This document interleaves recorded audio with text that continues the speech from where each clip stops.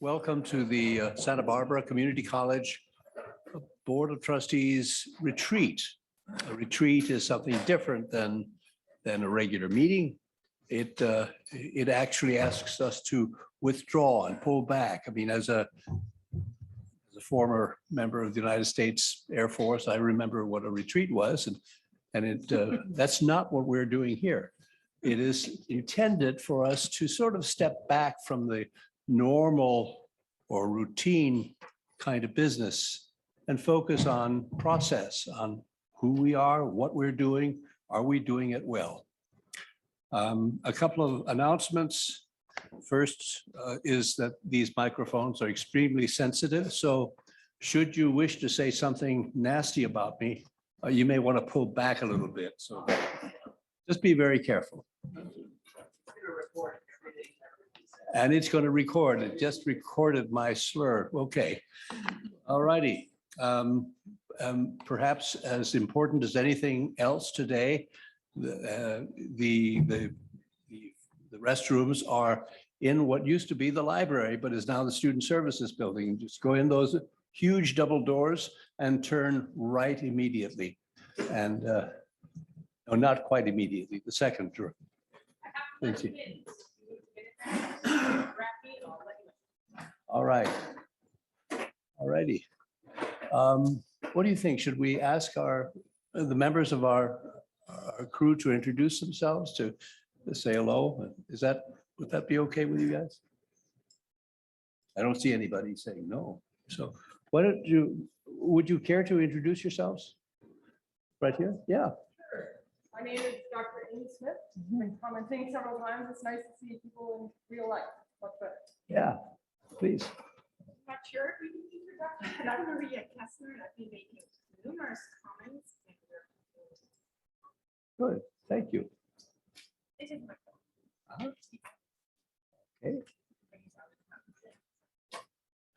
Hamill, I'm a mother, I'm a resident of Toledo, and hope that my son can attend City College. Good. Maybe behind you? Introduce yourself. Thomas Cole. Introduce yourself.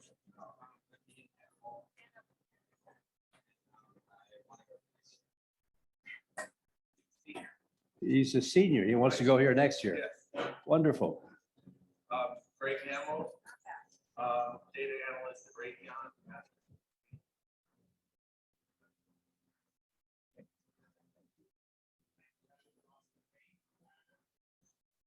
Yes. And I see a former trustee in the back. Frank, trustee, just curious today. Good. Everyone, I'm Sirius, work at PCC. I'll give you a presentation later today.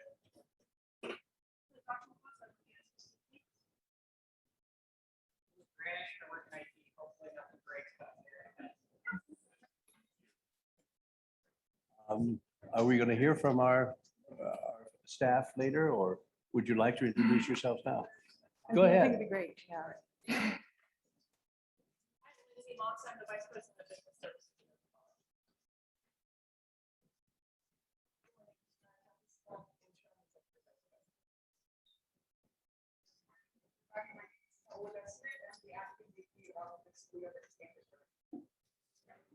Morning, everyone. My name is Mike Shanahan, the VP of Human Resources.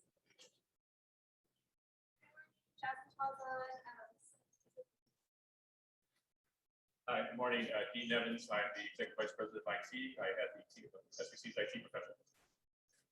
Good morning, everyone. My name is Samuel Villanueva, Executive Director of the First Equity Solutions.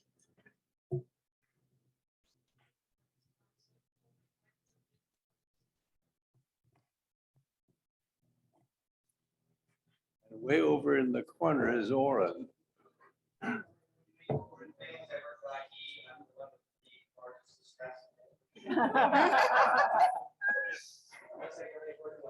Yes, he is.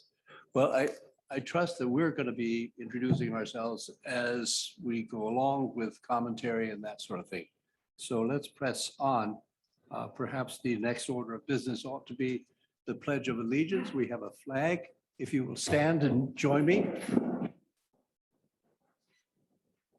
I pledge allegiance To the flag of the United States of America and to the republic for which it stands, one nation, under God, indivisible, with liberty and justice for all. Thank you.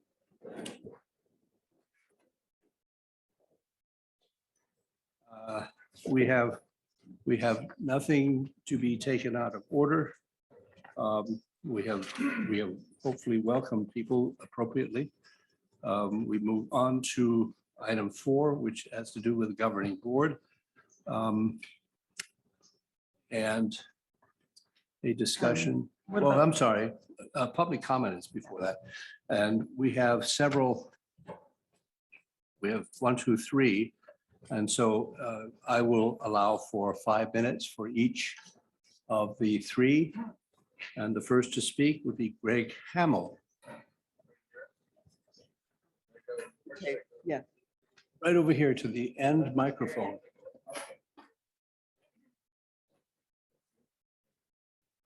Because I have to sit in order to be heard. Okay. Up to you. All right. Okay.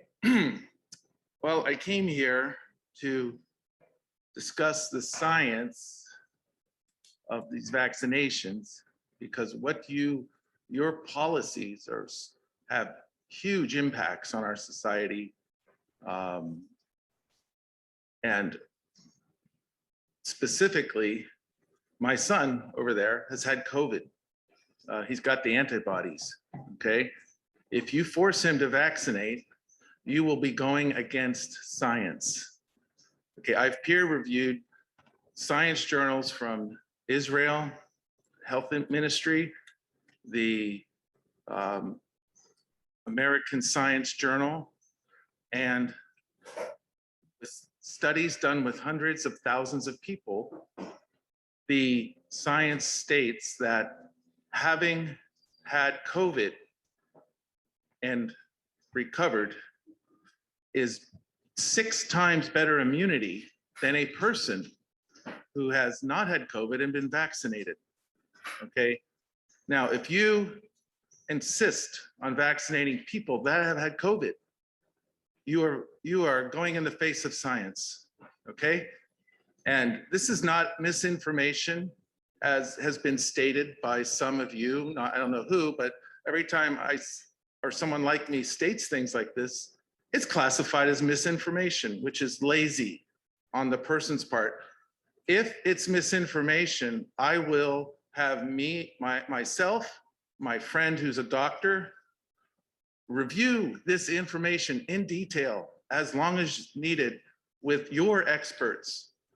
Then we'll see who has the misinformation. Okay, so I don't want to hear this term, misinformation. Okay, that is an insult to people who, like myself, are very well versed in this. My friends who are doctors have told you this, not you personally, but the general folks, and they're insulted. Okay, so this is the science as it stands. A person who has had COVID with the antibodies is less likely to infect or have COVID again than a vaccinated person who had not had the COVID. So this is a huge piece of information, and you should be allowing folks, kids, whoever that have had COVID and have a positive antibody to come to your school unvaccinated. Okay, that's the bottom line. So if you don't believe what I'm saying, I would love to have a discussion with the health people that you take your recommendation from. We'll have a meeting, we'll put all the data on the table, but to have these meetings like we're having now, and for us to say one thing and then people to come back say, no, you're just making stuff up, that doesn't help the discord, the public discord. So if you don't believe what I'm saying and what subsequent people will say here, believe what our reports are saying, I would encourage you to have a forum with our experts or our lay people. They're not really experts. They're just people that were well informed, and your health expert to come to a conclusion of what is the truth. Because like I said, this is affecting what you decide, that if you have to mandate a vaccine for everyone, that has huge health impacts on their future. My son's 18, almost 18. He's got the rest of his life, and we don't know what a vaccination will do long-term to him.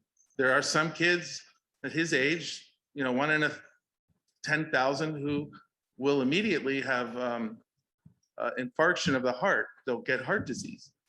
Okay, is my son one of those? Probably not, but if you vaccinate 8,000, 9,000 people, you're gonna statistically harm some child that doesn't need to be.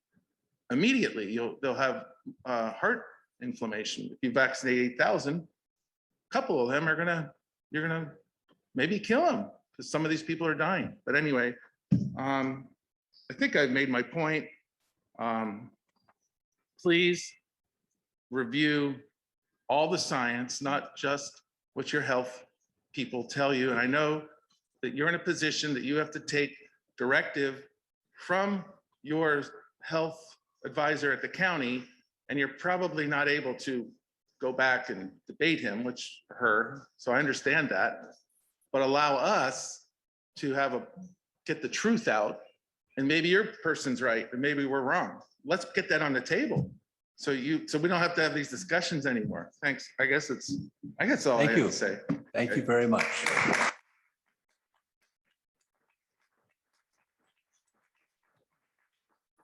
And Dr. Amy Smith, you're up.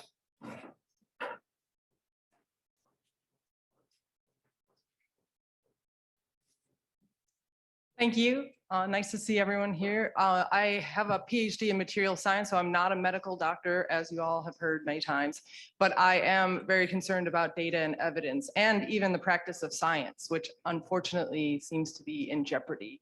And of course, this gets at the issue of very Orwellian in this period, is we are emphasizing more and more focus on inclusion, and that's in the mission statement.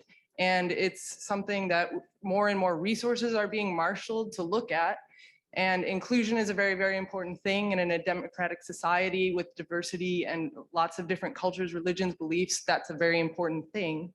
And at the very same time, we're setting up a system of exclusion against people who don't trust a particular genetic engineered product that's being studied and analyzed by its own corporation that stands to profit from the sales of that product.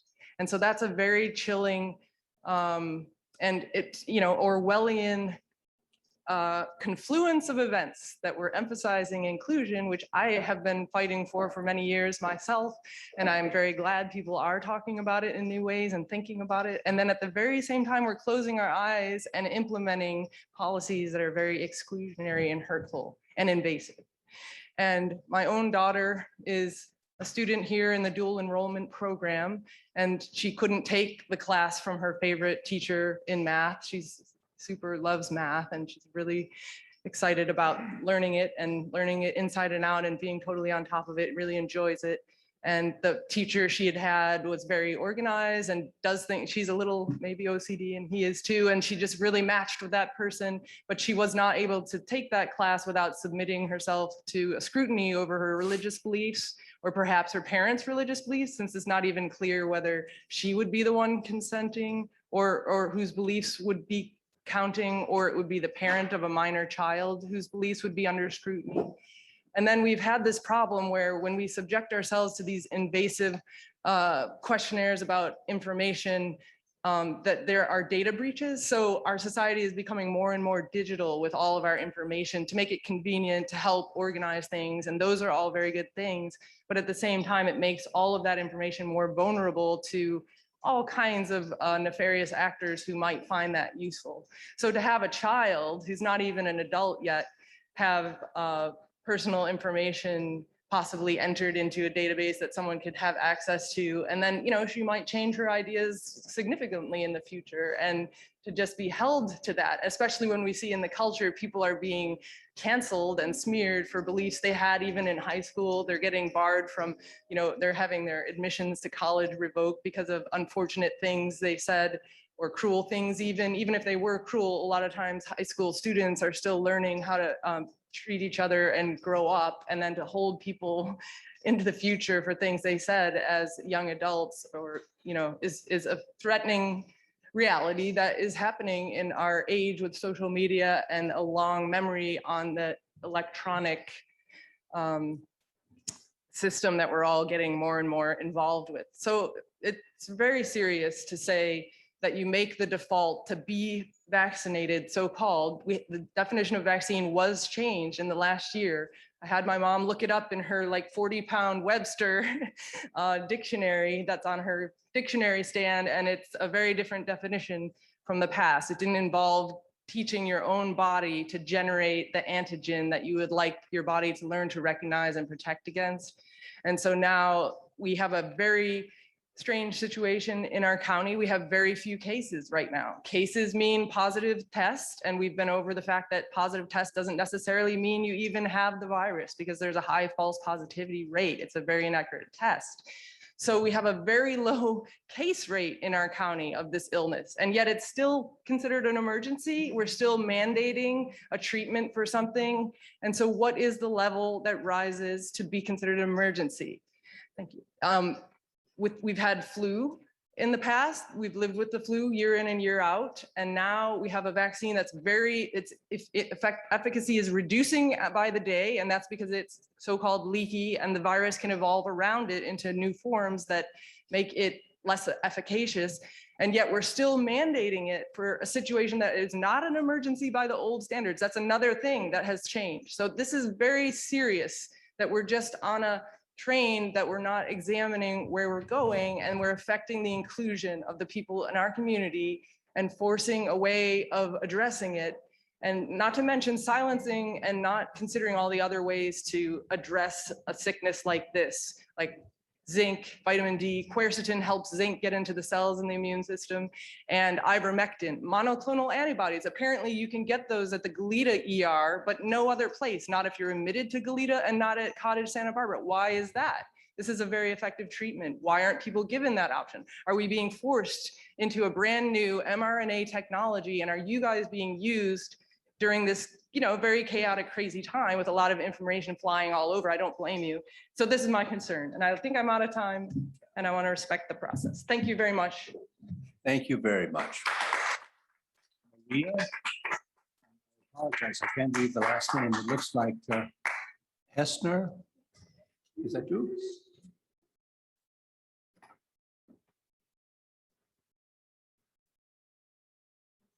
Good morning, board Welcome. members. We recognize you from Zoom. I didn't prepare a speech, but I'd like to talk about a few points that I wrote down. And one of the things is, ever since I've been attending these board meetings every week, I have to call out the county on some violation of the rule of law. And one of those things is they told us we couldn't clap. They told us we had to go and use our fingers like this. But the California Supreme Court ruled that we can clap. It's a protected First Amendment right. And the US Supreme Court ruled that we can engage public representatives in vigorous and robust debate. So that's one thing. And the reason I'm starting out with this, because there are a series of facts that I have discovered in the last 2-3 months where the government is the biggest violator of the rule of law. And I advocated for my daughter. I have 3 educational settlements in this town, special education, last one ending up in federal court, because I like to find the facts.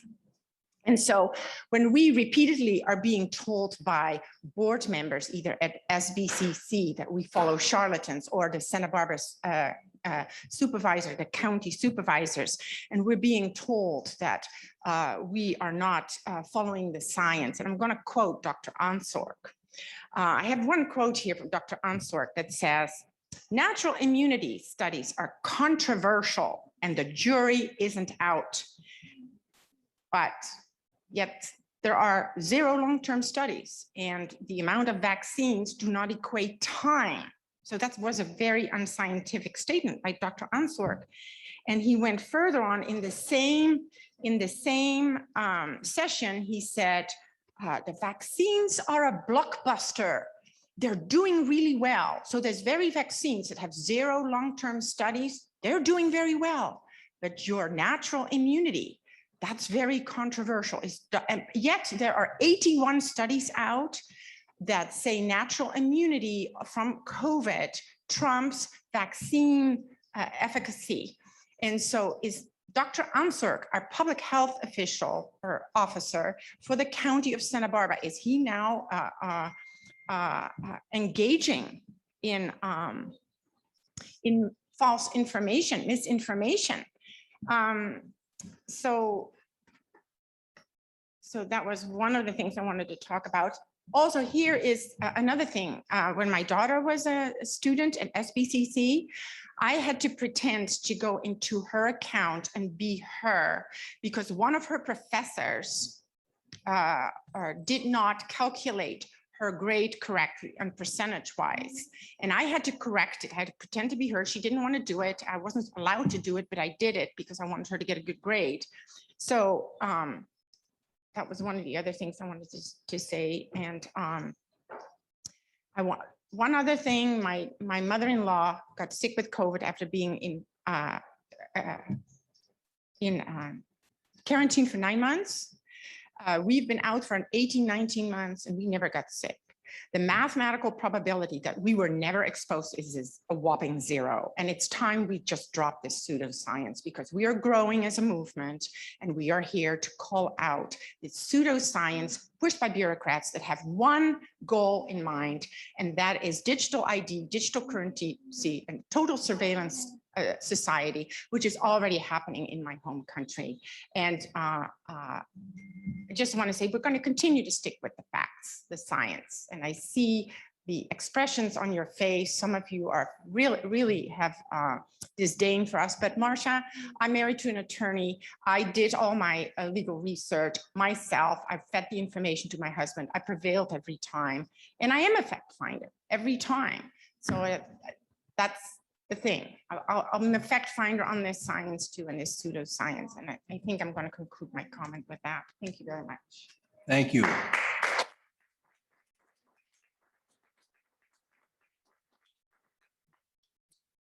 We have one final speaker. And I'm going to try to find who that is. Jasmine, what was the name of the final speaker? Jill Rivera. Right, thank you.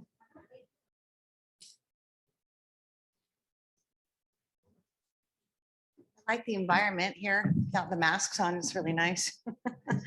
I was driving over here and I was a little late because there were some roadblocks on the street. And I thought to myself, wow, that's a really good analogy for how many of us in the community feel. We feel like we've been roadblocked. And the last several meetings that we were all together dealing with this vaccine mandate, in which we had 2 votes, 4 to 3, in favor of no vaccine mandate. And many of us spent hours away, from our jobs, our families, to come and let our voices be heard. And what we witnessed was a complete disorderly breakdown of communication, connection with the community, and left many of us feeling extremely disillusioned that our community college doesn't care about the community. And I mean, what I saw was another president get railroaded out of here and an interim person come in, write a resolution, which with the exception of trustee Gallardo, everyone who had previously voted in favor of no vax mandate caved. So, and then to hear the president of the academic senate say publicly, we don't care what the community thinks, only if they agree with us. So that pretty much sums up the road blocking that I feel. And I was extremely frustrated. And, now we have this vaccine where, it was a bit of a sleight of hand where Pfizer comes out, says, yay, we're FDA approved. Only problem is every single vaccine available to Americans is still experimental. There is no FDA approved vaccine available. Every single one of these vaccines, Pfizer, all of them, they're under emergency use authorization. So they may say that they got FDA approval, but what's available in the marketplace is not approved. So you're still pushing an experimental medical product. So I don't know what's going to happen on the other side of that, but my last point is, as a community college, should be available to all. And when Susan Klein Rothschild Klein, she came and spoke, she's with the health department, and she stated and showed the data shows us that the Black community has the lowest percentage rates of vaccination with good reason. And I name this in my letter to all of you, the Tuskegee experiment, and many of them are extremely opposed to vaccines, along with, secondly, the Latino community. So at the time when Susan came and presented to the board, it was 30% vaccination rate for the Black community in Santa Barbara. And I think at that time it was probably 35% Latino.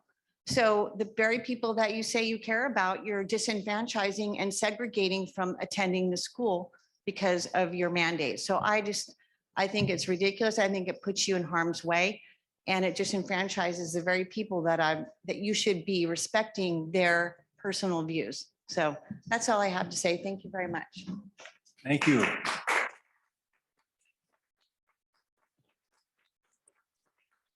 This concludes public comment. We move on to item 4. And the first part of the governing board's part of this agenda has to do with how we communicate. How do we communicate with each other, our constituencies, our community under unique and pandemic circumstances? So, part one of this discussion having to do with how we relate to each other is the question, the larger question, whether we meet in person or whether we meet by Zoom.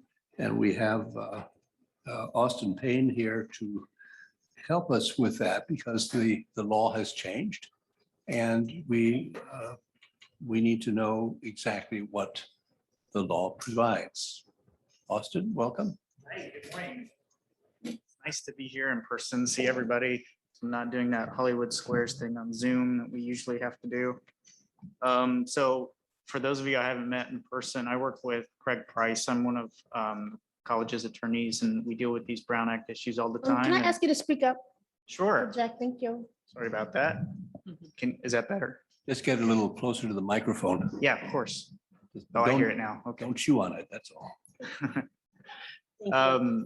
Right. So I'm one of the college's attorneys. I work with Craig Price on all these Brown Act issues and everything else we have to navigate sometimes. The law has changed recently, so I'm kind of just here to give you a little bit of an update on the way things have to go going forward if you decide to continue to meet virtually, just so you're aware of your options. So, and to do that, I guess it would probably be helpful for me to talk a little bit about the way it was before COVID.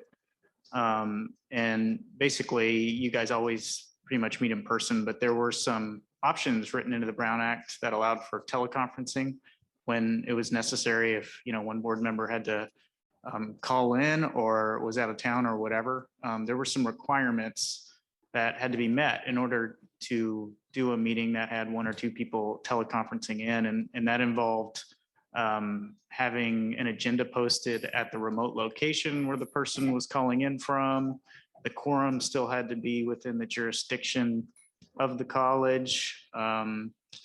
There had to have an address of where the person was calling in from and the opportunity for public comment to be taken at the remote location. So they were onerous enough that, it wasn't really utilized that often. It happened sometimes when people had to be out of town. But what happened with COVID though, with the obvious risk and danger of having lots of people packed into a boardroom, was the governor suspended those teleconferencing requirements. And he was able to do that under the Emergency Services Act, which allows him to suspend certain parts of statutes that are considered administrative statutes, like the Brown Act. So that suspended all those extra teleconferencing requirements for, having to post agendas and things like that. That was basically the state of things for the last year and a half. We could meet virtually without having to disclose everyone's location. And that's the way we've been doing it. And that order expired on September 30th. So, the option was he could issue a new order that basically did the same thing. But the legislature kind of came in and made a different fix because they wanted to actually add some requirements to the virtual meeting law. So governor couldn't do that on his own. He's only allowed to suspend portions of laws. He can't add new requirements and rewrite them necessarily. So what they did was pass a law called AB 361. That went into effect immediately because it was called an urgency statute, immediate upon the governor's signature. And we were kind of in a weird limbo place for about a week, but it was clarified that it actually went into effect on October 1st. And what that does is change the way, a couple of different things. The main one is it adds a couple requirements for how you receive public comments when you conduct meetings virtually.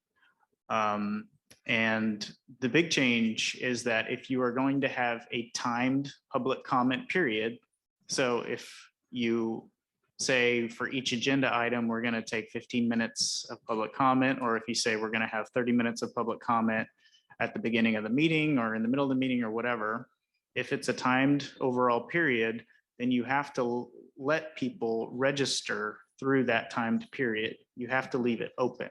So if, say, you set aside 30 minutes for general timed public comment and only one person requests comment and they speak for 2 minutes, you have to leave it open so that people can show up and request comment through that 30-minute period.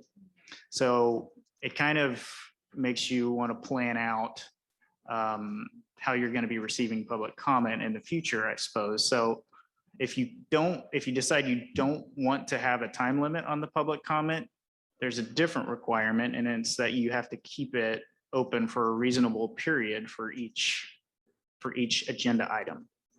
So that's a little bit different. So you don't necessarily have to wait for an entire time for them to show up and request comment, if that makes sense. So you can move on with the business of the board if you don't put a overall timing requirement on public comment. So that's the big change. There's some other things that are added to it. One is that if there's some sort of technological interruption, you can't take any board action until that is resolved. So, you can move on with other parts of the meeting potentially, but you can't actually, take any votes or do anything like that until you're able to resolve the technological issues. And the other requirement is that you need to pass a resolution every 30 days that just makes a board finding that says the county, right now it's the county, is recommending social distancing measures to be in place. It's that finding, or you can make one. So currently, Doctors Ansorg and Del Reynoso have issued a recommendation. I think the letter was September 28th that basically recommends social distancing still. Or you can make a finding that meeting in person still presents a danger to public health. So it's one of those two findings, or you can make both findings potentially. So you have to do that every 30 days. So that would be the other requirement. And That's if you want to continue meeting virtually. So those requirements don't necessarily apply if you want to meet in person.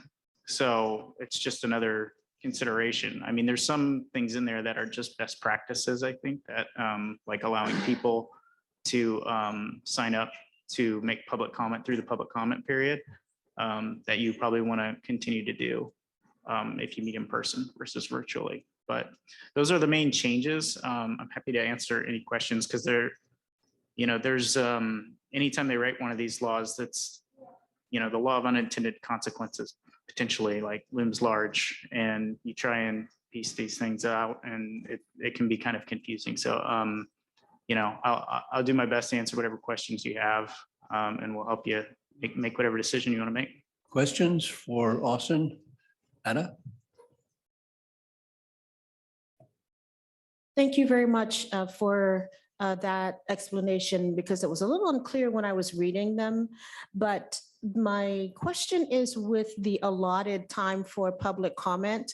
And you said if you want to allot 30 minutes, and if only one person shows up, then you have to allow for a reasonable time, or is it the 30 minutes? That's a little unclear to me. Yeah, you have to allow the entire 30 minutes. So if you put a time limit on it, you have to keep it open that entire time. Jonathan? So we have to meet in person next time to pass the resolution. If we wanted to pass the resolution. You don't have to meet in person to pass the resolution. You can still pass it virtually. It's kind of weird. They actually give you one freebie virtual meeting before you actually have to pass the resolution. And then every 30 days after that, we can draft it for you, but it basically requires that finding. Thank you.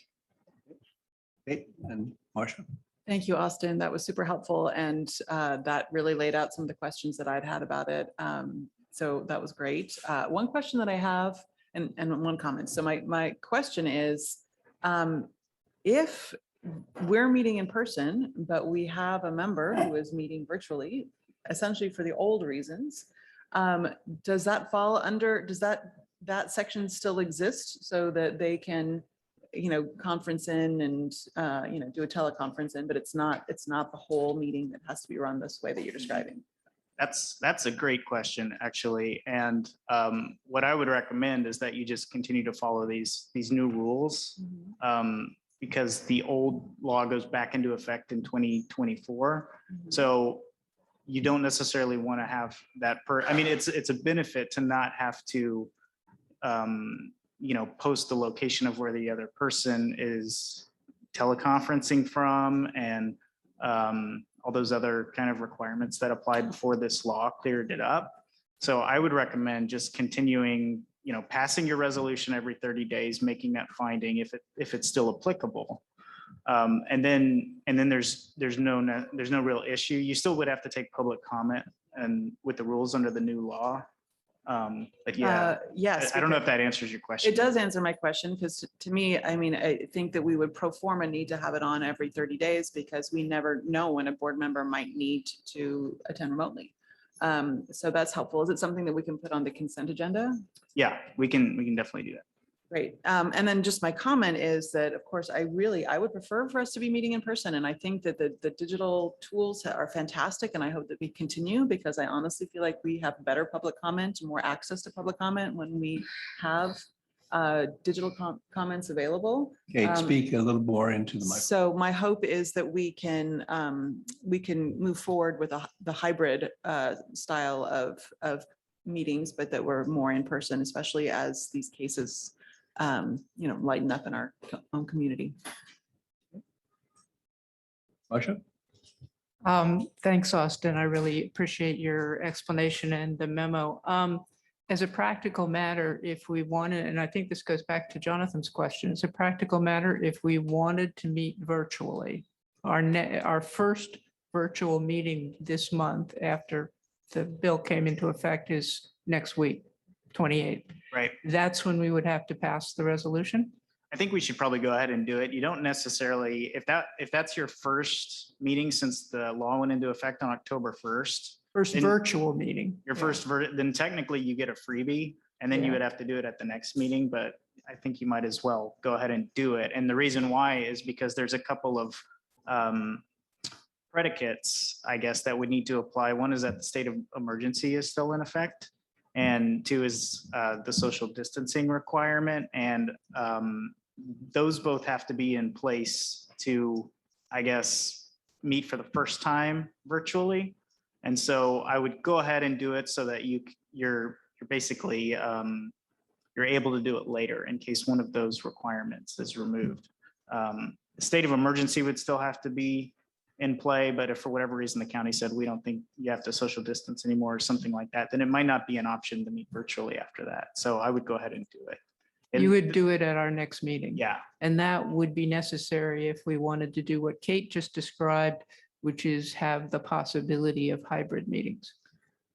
yeah. If by hybrid meeting, you mean have the board attend in person with public participation being mostly remote, or if you want public participation both remote and in person? I mean, I wasn't thinking that's an interesting question, Marcia, because I had assumed that if we were in person, then it was okay to have our normal in-person rules for those that are remote and those that are in person, but I don't know. Well, I'm thinking both trustees. I mean, a trustee might be Trustee, remote, but- as Kate said. And it's an improvement to public comment to allow both methods. Right, right. I can tell you right now, there's nothing wrong with having the trustees appear in person and then taking public comment remotely and not necessarily taking public comment in person. There's a lot of boards meeting that way right now, and it makes sense. You don't necessarily want to have a ton of people in a packed space when you don't have outdoor space available. But that falls under this new law. Now, if we go back to a situation where we're meeting in person, we're taking public comment in person, it's basically like pre-COVID, and you want to continue to allow people to call in or something like that, then we're kind of in a hybrid place still. And I would recommend still meeting those requirements of the law so that you can continue to have that option of going virtual if you want to. And so still passing the resolution every 30 days.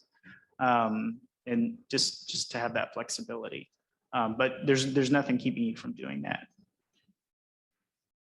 Okay, further questions? Veronica? Yeah, I think that we should all meet in person and just show up. I don't think there should be this hybrid. We're elected to do this. We willingly signed up to do this. So I would hope that if and when at all times possible, we would just show up. Colleges are not made up of buildings, and they're made up of the custodial staff that come here to maintain the grounds for people to show up. So that would be if I had to say, I would say, let's just open up our campus to the fullest extent possible for the community to participate. And then if someone feels like they have to stay home for X reason, then of course that's going to always be honored and respected. What I don't want to see is Santa Barbara Unified meeting inside the boardroom, and you have children and grandparents and parents outside in the parking lot.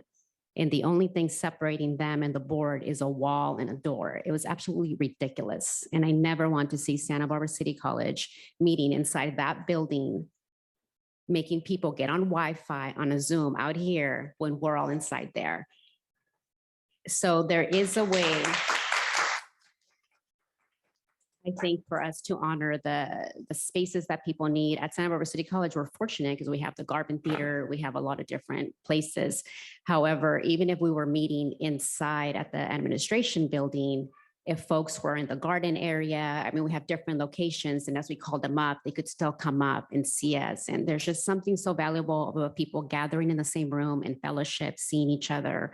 The public comments, even here, seeing folks, even you know, not being on a screen, it's more intimate because we were meant to be these connected people that want to connect and be with each other. So that would be my hope and my recommendation as a board, that we would open up opportunities for the community to come and be with us because it's their children, it's their grandchildren, it's everyone that's made this college the thriving, amazing institution for 100 years. And I want to see this college thriving long before we are gone. That's why people have their names on our buildings. These are amazing, brave, patriot men and women that stood up for access and equity across all our programs. So we have a real opportunity to continue to do that. And so that's possible, right? We can meet in person and then just find creative modalities to allow people in within a reasonable space. I was just at LAX last weekend, and I'll tell you, there's no social distancing going on through TSA. So that was a real eye opener. Well, yeah, you do have the option to meet in person if the board decides to do it that way. I would recommend having the option open, passing the resolution anyway, which would just be something as simple as acknowledging that the county has recommended social distancing, in which case if one person couldn't make it or needed to be remote, then they wouldn't have to comply with all of those other parts of the Brown Act, which would require them to, close their office door and post the agenda on the outside of that door and potentially allow people to, pop in public comment from their office and do all these things that maybe don't make as much sense. So I would recommend still keeping your options open. I would support going back in person and having the public speak in person. I think what's more important to me is that we maintain the hybrid option for the public.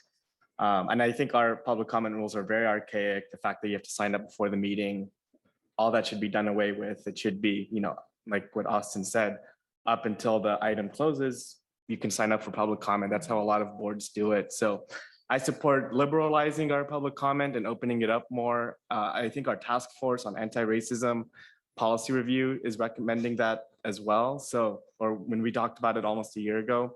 So I support that. And I also think we should keep the option for hybrid because one of us gets sick.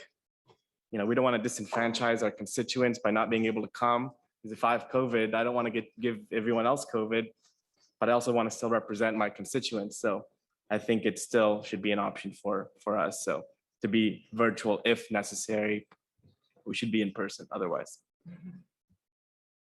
Okay, other comments? Kate? Yeah, I completely agree with Jonathan. And I think that this is a great opportunity for us to go back and pull in what came out of the Anti-Racism Committee on Board Policies and integrate it with what we need to anyway for this, because including things like getting rid of that whole, like you must sign up by 4 p.m. I think that's been a real barrier.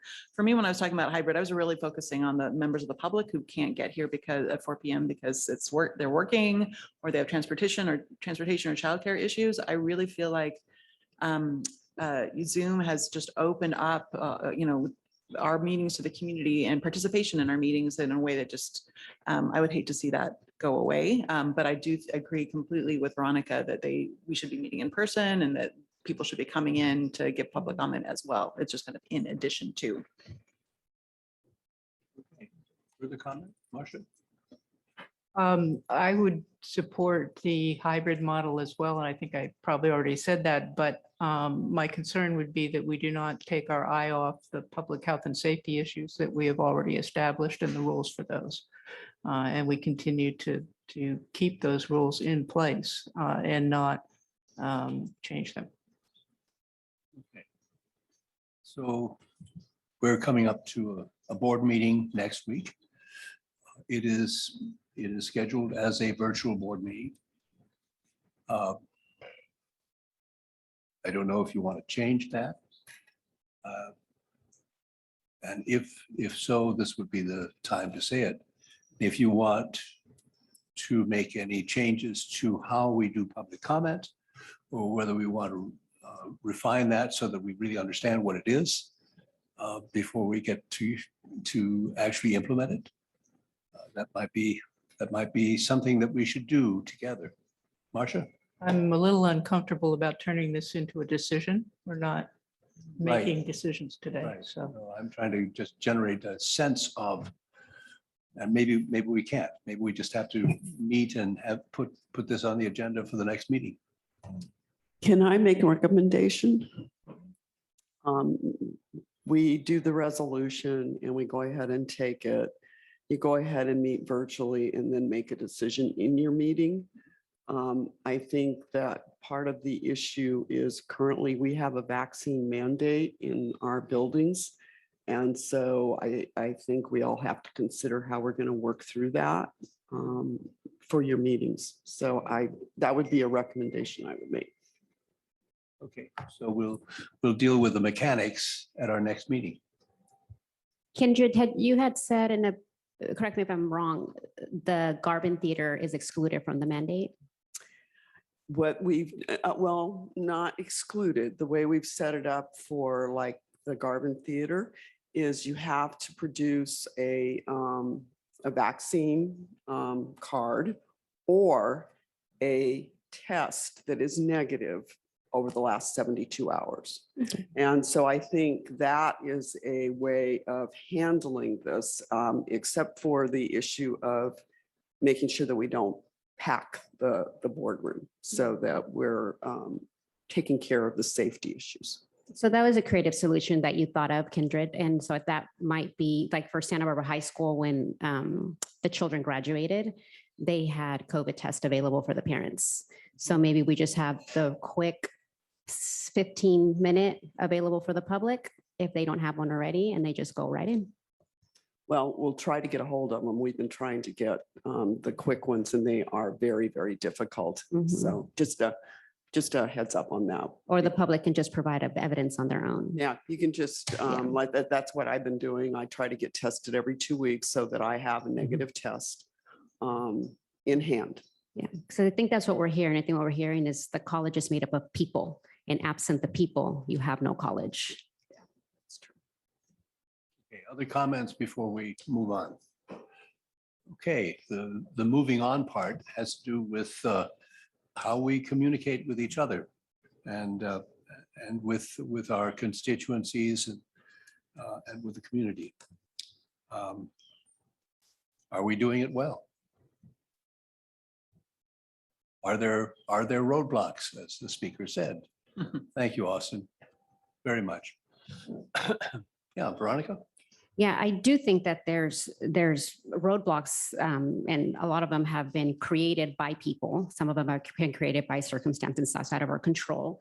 And I think the biggest roadblock was the vaccine mandate, and with Dr. Benjamin, who was here previously, and she's amazing, and she so candidly admitted, when I asked her, did you have a chance to talk to the community about the resolution with the mandate? And she said no, and with good reason. Her charge was, very specific tasks that she had.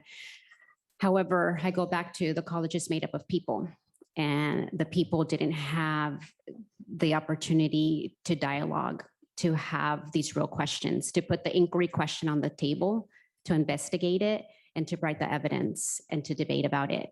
And that's a very dangerous place to be when the perception in the community is that 7 people can sit here and make a decision that's going to impact the health and well-being of the entire Santa Barbara Community College District. It's a dangerous place to be in Santa Barbara City College. That's not in our mission. That's not in our values. And I don't think it's of anyone's fault. It's been a very emotional season, and a lot of people have been able to take the emotion aside and still think very critically about things and have the discourse necessary. Other people have been driven by fear and anxieties. And so there's a plethora in the range of things that have come up. However, having said that, it prevented folks from coming here and from us to genuinely look at them and look at their children and their grandchildren and the people that need jobs and the people that need career enhancements. So I still think that we need to open up. And I know Kindred has said, we dialogued and emailed back and forth. And I finally said to her, perhaps I step aside and let the community come speak to you. And I think that that's what you're hearing. I think you're hearing finally for the first time, the community being able to come here and speak.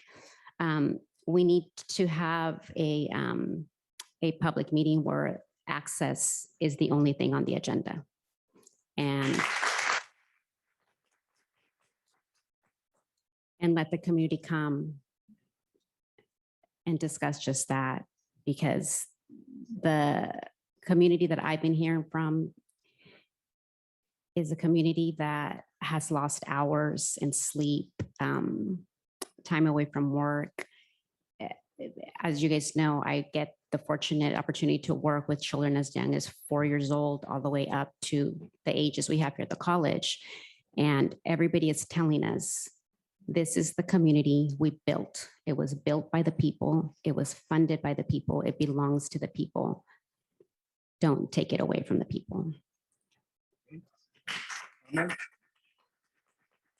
Further comments from trustees? Trustee Masha? Veronica, I have to disagree with your comments.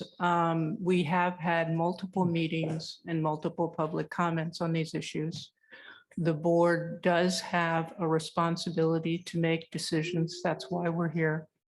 We have made a decision, and it is your ethical obligation as a board member to support that decision.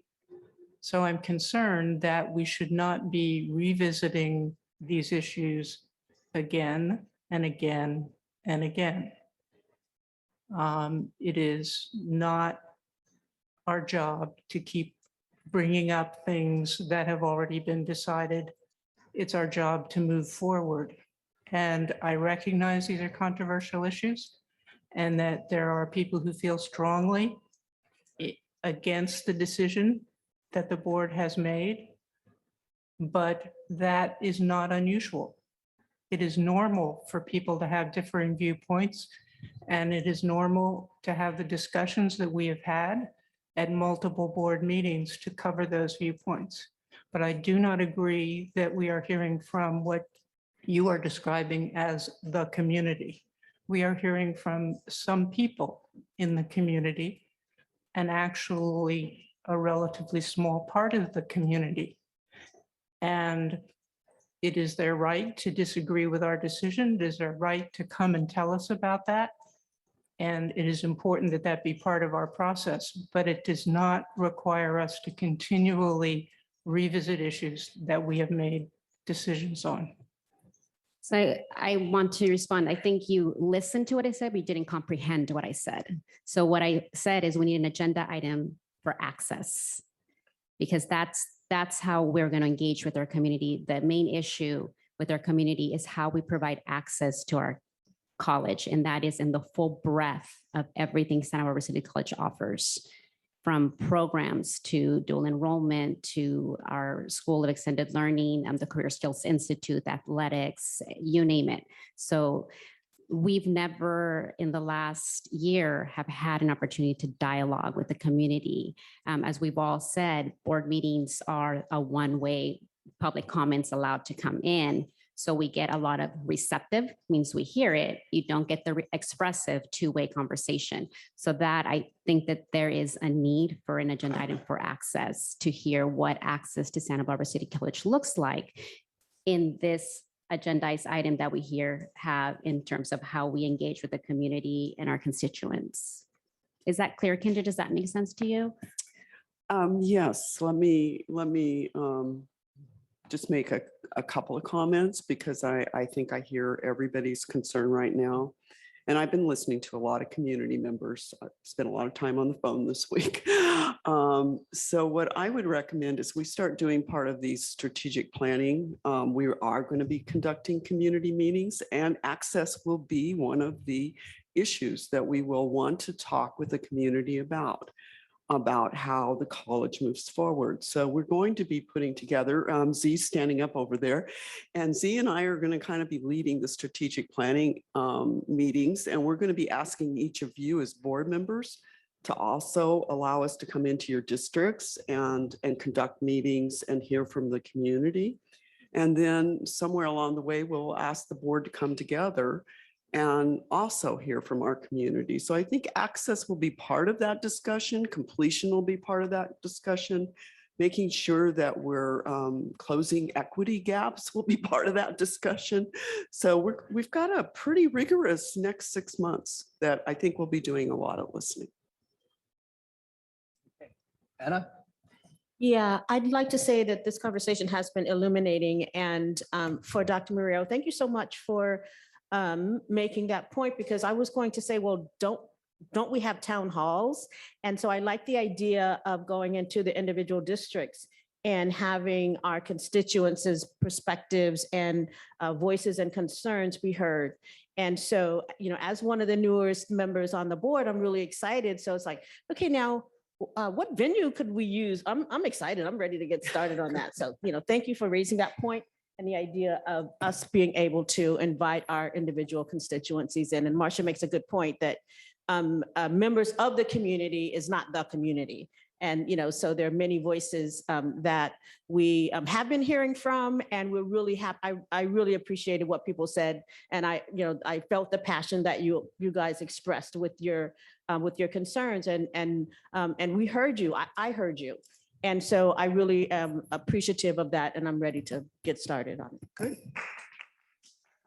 Jonathan, you were gonna say something? Yeah, I support the idea of the town halls for each district. I think that's a great way to use, the trustees because, we already represent these areas and we have a connection to them and we can help the college reach those areas better. So I support that.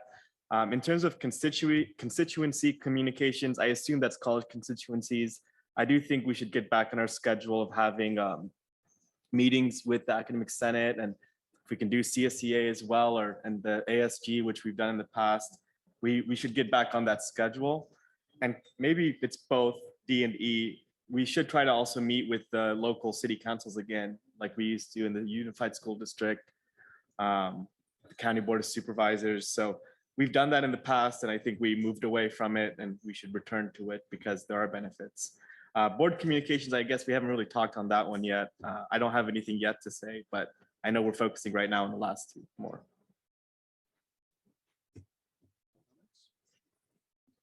Okay, are we prepared for our first break?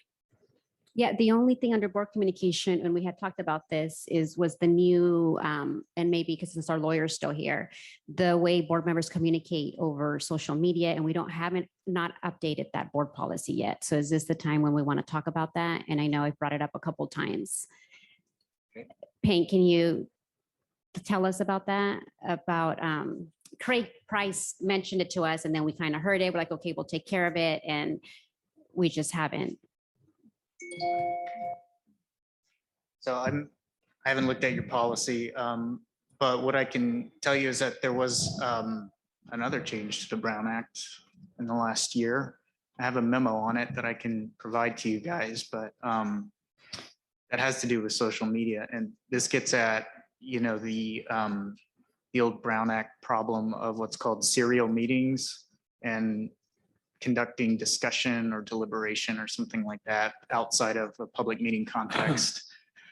And I guess we saw this kind of when email came out, and we kind of saw the influx of the reply all and things that started to look like deliberations taking place outside of meetings. And now we're seeing it again on social media with people maybe being a little too generous with the like button or the reposting, or I don't really do a lot of social media, so I don't know what all the options are, but I think there's lots of ways to show support for ideas and reshare them and whatever. So the law that changed basically says that you can't do that for things that are within the jurisdiction of your board. So that's what you need to be careful about. That doesn't necessarily mean you can't like someone's picture of their grandkids or their kids or whatever. You can still do that because that doesn't have anything to do with the board. But if one of your fellow trustee members post something that has some implication on the business of the board, you can't be resharing it and liking it and doing things like that, because that potentially is a deliberation, a discussion, talking about how you might vote on something. So that's what you have to be careful about. And I haven't looked at your social media policy, but if we need to change it to bring it into conformance with that new law, we can definitely help with that. Okay. Thank you. Further comments? Okay, shall we take a 10-minute break? Is that all right? A 10-minute break. Remember where the bathrooms are. And To do that, we need to understand what is in order to understand where we're going. And Marcia, would you like to return to the table, please? I understand. I understand. And so understanding our current reality, data presentation, would you like to? Yeah, I will definitely introduce the item. When we had our discussion about having this retreat and talking about the board goals and my goals, Trustee Gallardo had requested some data. So we are starting with some basic data for the college today. And so I've asked Z Reese to present some information on our student outcomes, institutional effectiveness. And then I've asked Michael Shanahan to present the report that you get every year around the demographics of our employees related to our community and our students. All right, I don't think I can sit in this chair too long. They don't really fit me, but anyway, so, well, thank you, everyone. Good.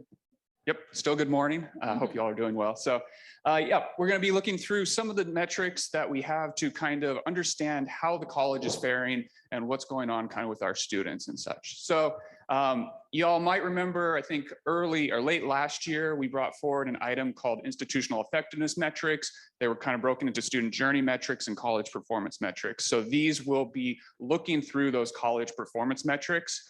Something to note as we kind of go through this, if you are comparing this to our student equity plan, the numbers are not going to align. And this has to do with a little bit of the student equity plan numbers were built off of our management information system, which goes up to the chancellor's office. It goes through a number of filters, then it gets kind of reworked as they do their derivations of that stuff. So they are not going to duplicate those, and they're different metrics. And even when they are the same metric, they have slightly different definitions of who's included and excluded from those metrics. So just something to keep an eye on as we go forward.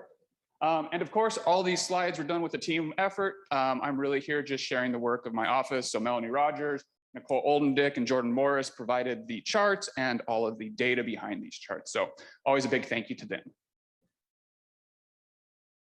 All right. Whoop. Okay, so this is what we're going to be looking through today. We're going to do a disproportionate impact analysis on all of these metrics. We'll be looking at disproportionate impact dependent upon race and ethnicity, as well as residency. We will see residency appear as disproportionate impact only once. So we're only going to see that when we get to the transfer data. We did the analysis for all the metrics, but they did not come up as disproportionately impacted. And just to keep us short of 600 slides, we didn't include those.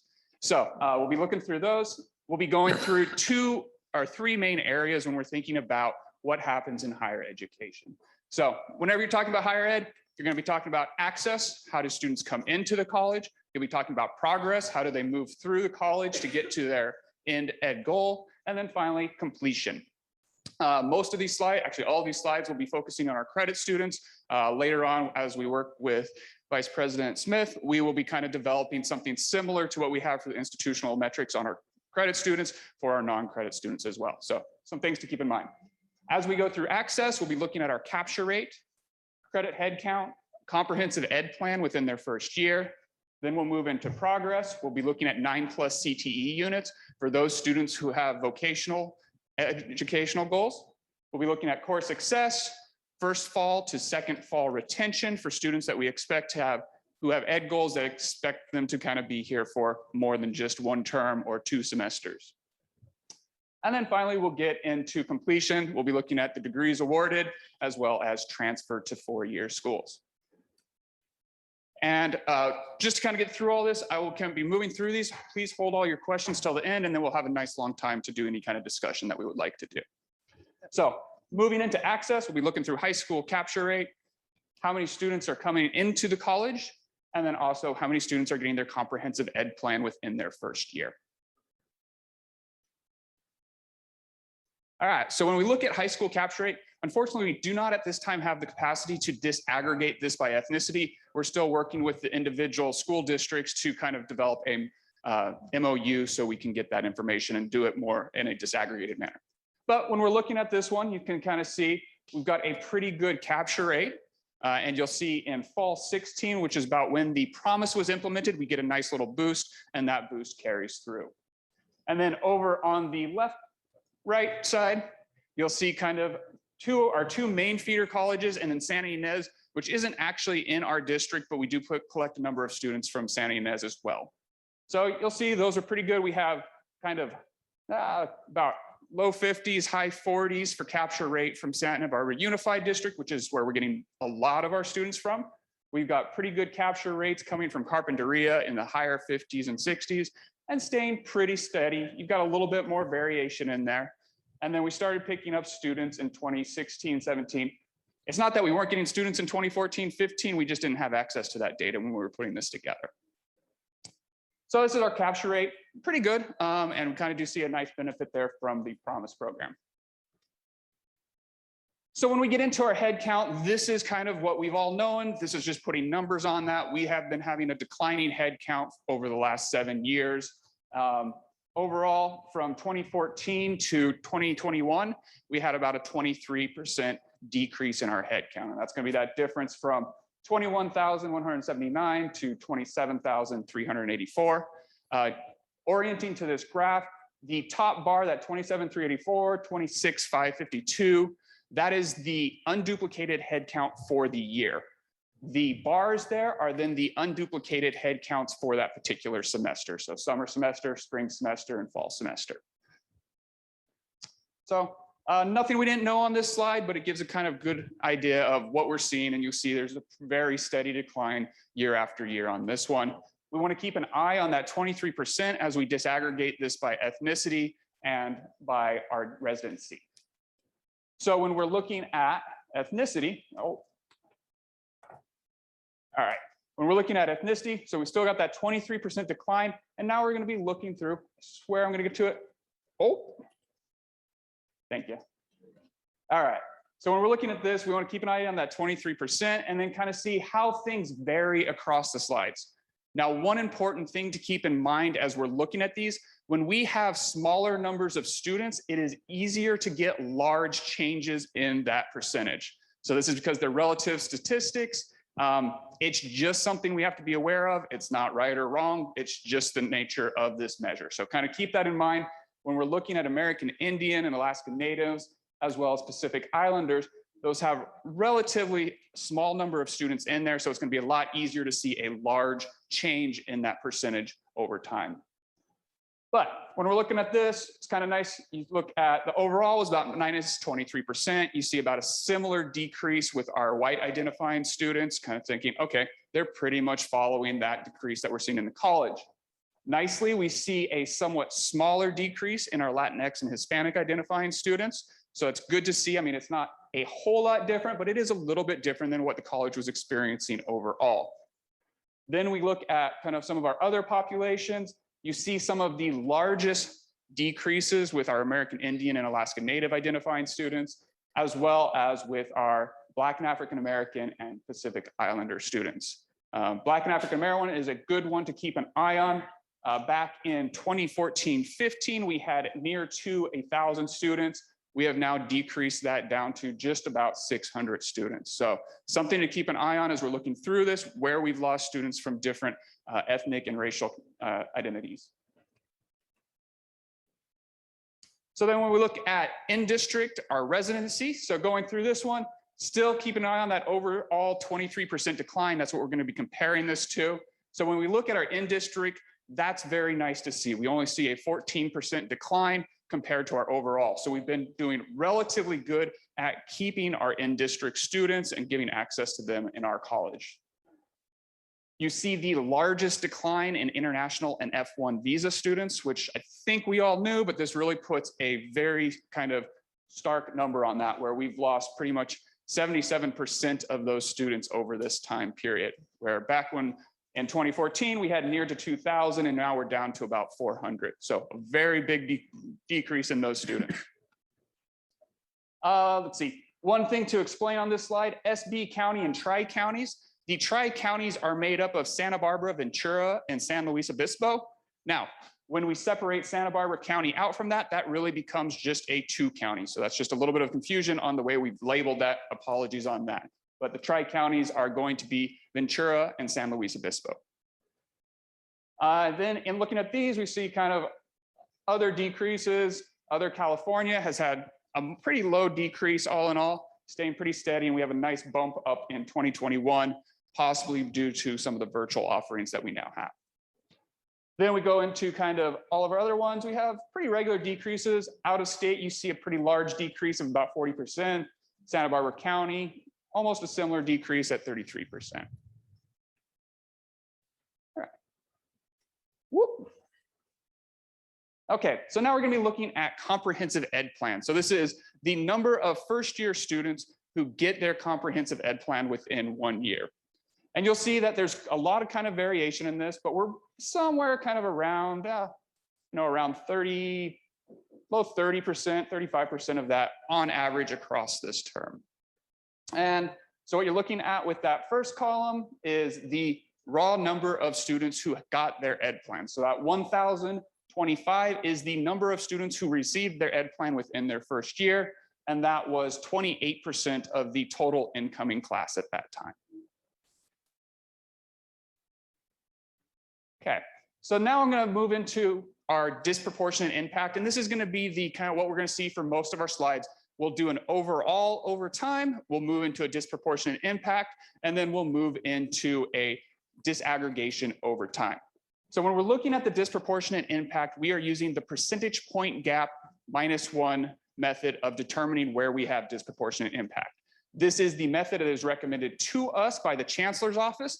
But as with all measures, they do have some limitations and bias. This particular measure is biased towards larger groups.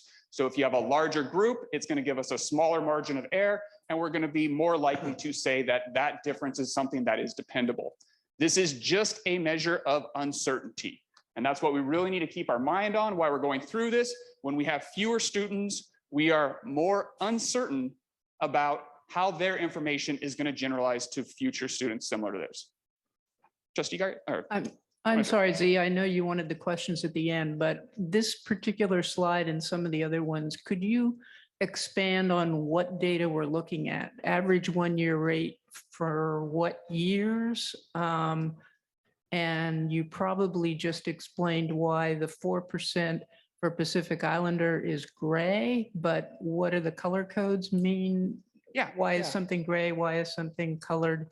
Can you just, as you see the slide, explain that a little more? Yeah, thank you. So yeah, when we're looking at this, okay. So these, in all of our aggregate slides, the ones we were just looking at, it's going to be using all of these terms. So fall 14 through fall 20, we'll then be taking the average of that over that time to get these numbers. So this is including all of that information, aggregating it to kind of our, I think we're using the average on this one for our measure of central tendency, and then we're going to be comparing that. So looking at this slide, you'll see average equals 30%. That is that gray line going right above most of those bars and cutting through a few of them. So when we're doing our disproportionate impact, we're comparing any individual group to that overall average with that group removed from the average. And then what we're seeing on the right is the difference between that group and the average. So if we look at American Indian and Alaska Native, you see a very small gap between their bar and the gray line, and that's going to be that -1%. The color coding gray, green, and red has to do with that margin of error, and is this measurement outside of that margin of error? So if it is outside of the margin of error, it's going to be red. If it's kind of a negative impact, it'll be green if it is a positive impact. And this is one slide that really helps depict why this measure, why it's important to know that this measure is biased towards larger groups, because with our white students, we have about 40% of our credit population identifying as white. So we have a lot more power to say that a small effect, we are pretty certain, is going to be similar in the next term. When we get into smaller populations, Pacific Islander being one of those, we have greater uncertainty about how the information we've collected about them will generalize to future students of a similar characteristic. So just something to keep in mind. All measures have bias. This is the bias of this particular measure. So this is going to be looking over time, or averaging over time. Now this next one is going to take that information and look at it as a time series. So we're going to disaggregate by ethnicity and see, okay, what does this look like over time? Let's see, is this a laser? You can see this little gray line here, and it's just duplicated across each chart. That is the overall average. So that's what we're kind of looking in comparison to with each of these lines. And this first one here with American Indian and Alaska Native, this is a good example of when we have a few students, we have a greater uncertainty about how their experience will generalize to future students of the same or identifying similarly. So we have a kind of lot of uncertainty when we're working with this group because we don't have a whole lot of students identifying in this area.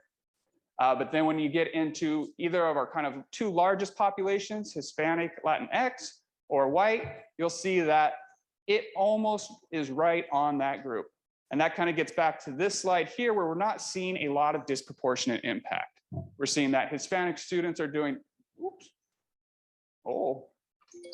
seeing about Hispanic students are doing a little bit above average, and we're seeing that white students are a little bit below average. And you kind of see that. See if I can unselect this somehow. Yep. Okay, so you kind of see that right in here where there was a gap here earlier, and then they're pretty much on that average line. White students a little bit below earlier, and then getting right onto that average line there. All right, so this is going to be the last slide we have in the access category, and we'll be moving into progress. So progress, we'll be looking at 9+ CTE units within a year. We'll be looking at course success, completion of transfer level math and English within their first year, and first fall to second fall retention. So when we're looking at completion of 9+ CTE units, this is going to be for students who have declared a CTE-oriented goal, whether it's to get a vocational certificate, beef up their skills in a particular area, things of that nature. So this is going to be a smaller population than when we're looking at all of our credit students. So when we're looking at this, we see that, in a given year, pretty consistently, about 24–25% of our students are completing 9+ CTE units. This one is an important one for us because this is one of the student-centered funding formula metrics where we get additional dollars for the success of these students in this area. So then when we aggregate that across all the time and start to do a disproportionate impact analysis, we start to kind of see where we've got issues that we really need to focus our efforts on to try to aid these students as they strive to achieve their goals. So first one that's going to really jump out is going to be for our Black and African American students right here, where we have a 16% point disproportionate impact occurring for these students. And we want to kind of keep an eye on this. And I'm going to ask as we go through all of these, trustees, kind of keep an eye where you're seeing trends and where you're seeing patterns where one group tends to be disproportionately impacted more often than other groups. So kind of just keep an eye on that as we go through the rest of these slides. The other two groups that are disproportionately impacted are those students where we do not know what their race or ethnicity is, as well as our Latinx and Hispanic students. Those are going to be the three kind of disproportionate impacts we have with this completion of 9 or more CTE units within a year. So the way I like to use this chart, this gives me an idea of what I want to focus in on when I go to this next chart here and we're looking over time. So the biggest disproportionate impact we saw was with students who identify as Black or African American. And you'll see we've got a good bit of variation in here, and this is going to speak again to our uncertainty because there's not a lot of students in this one, but at no point do they go over our average bar right there. So it gives us a good idea. It's like, okay, we've seen some activity in here, but we're not seeing it kind of go up there, and that gives us a good idea that this is probably going to proceed as it has in the history, unless we change the way we do things going forward.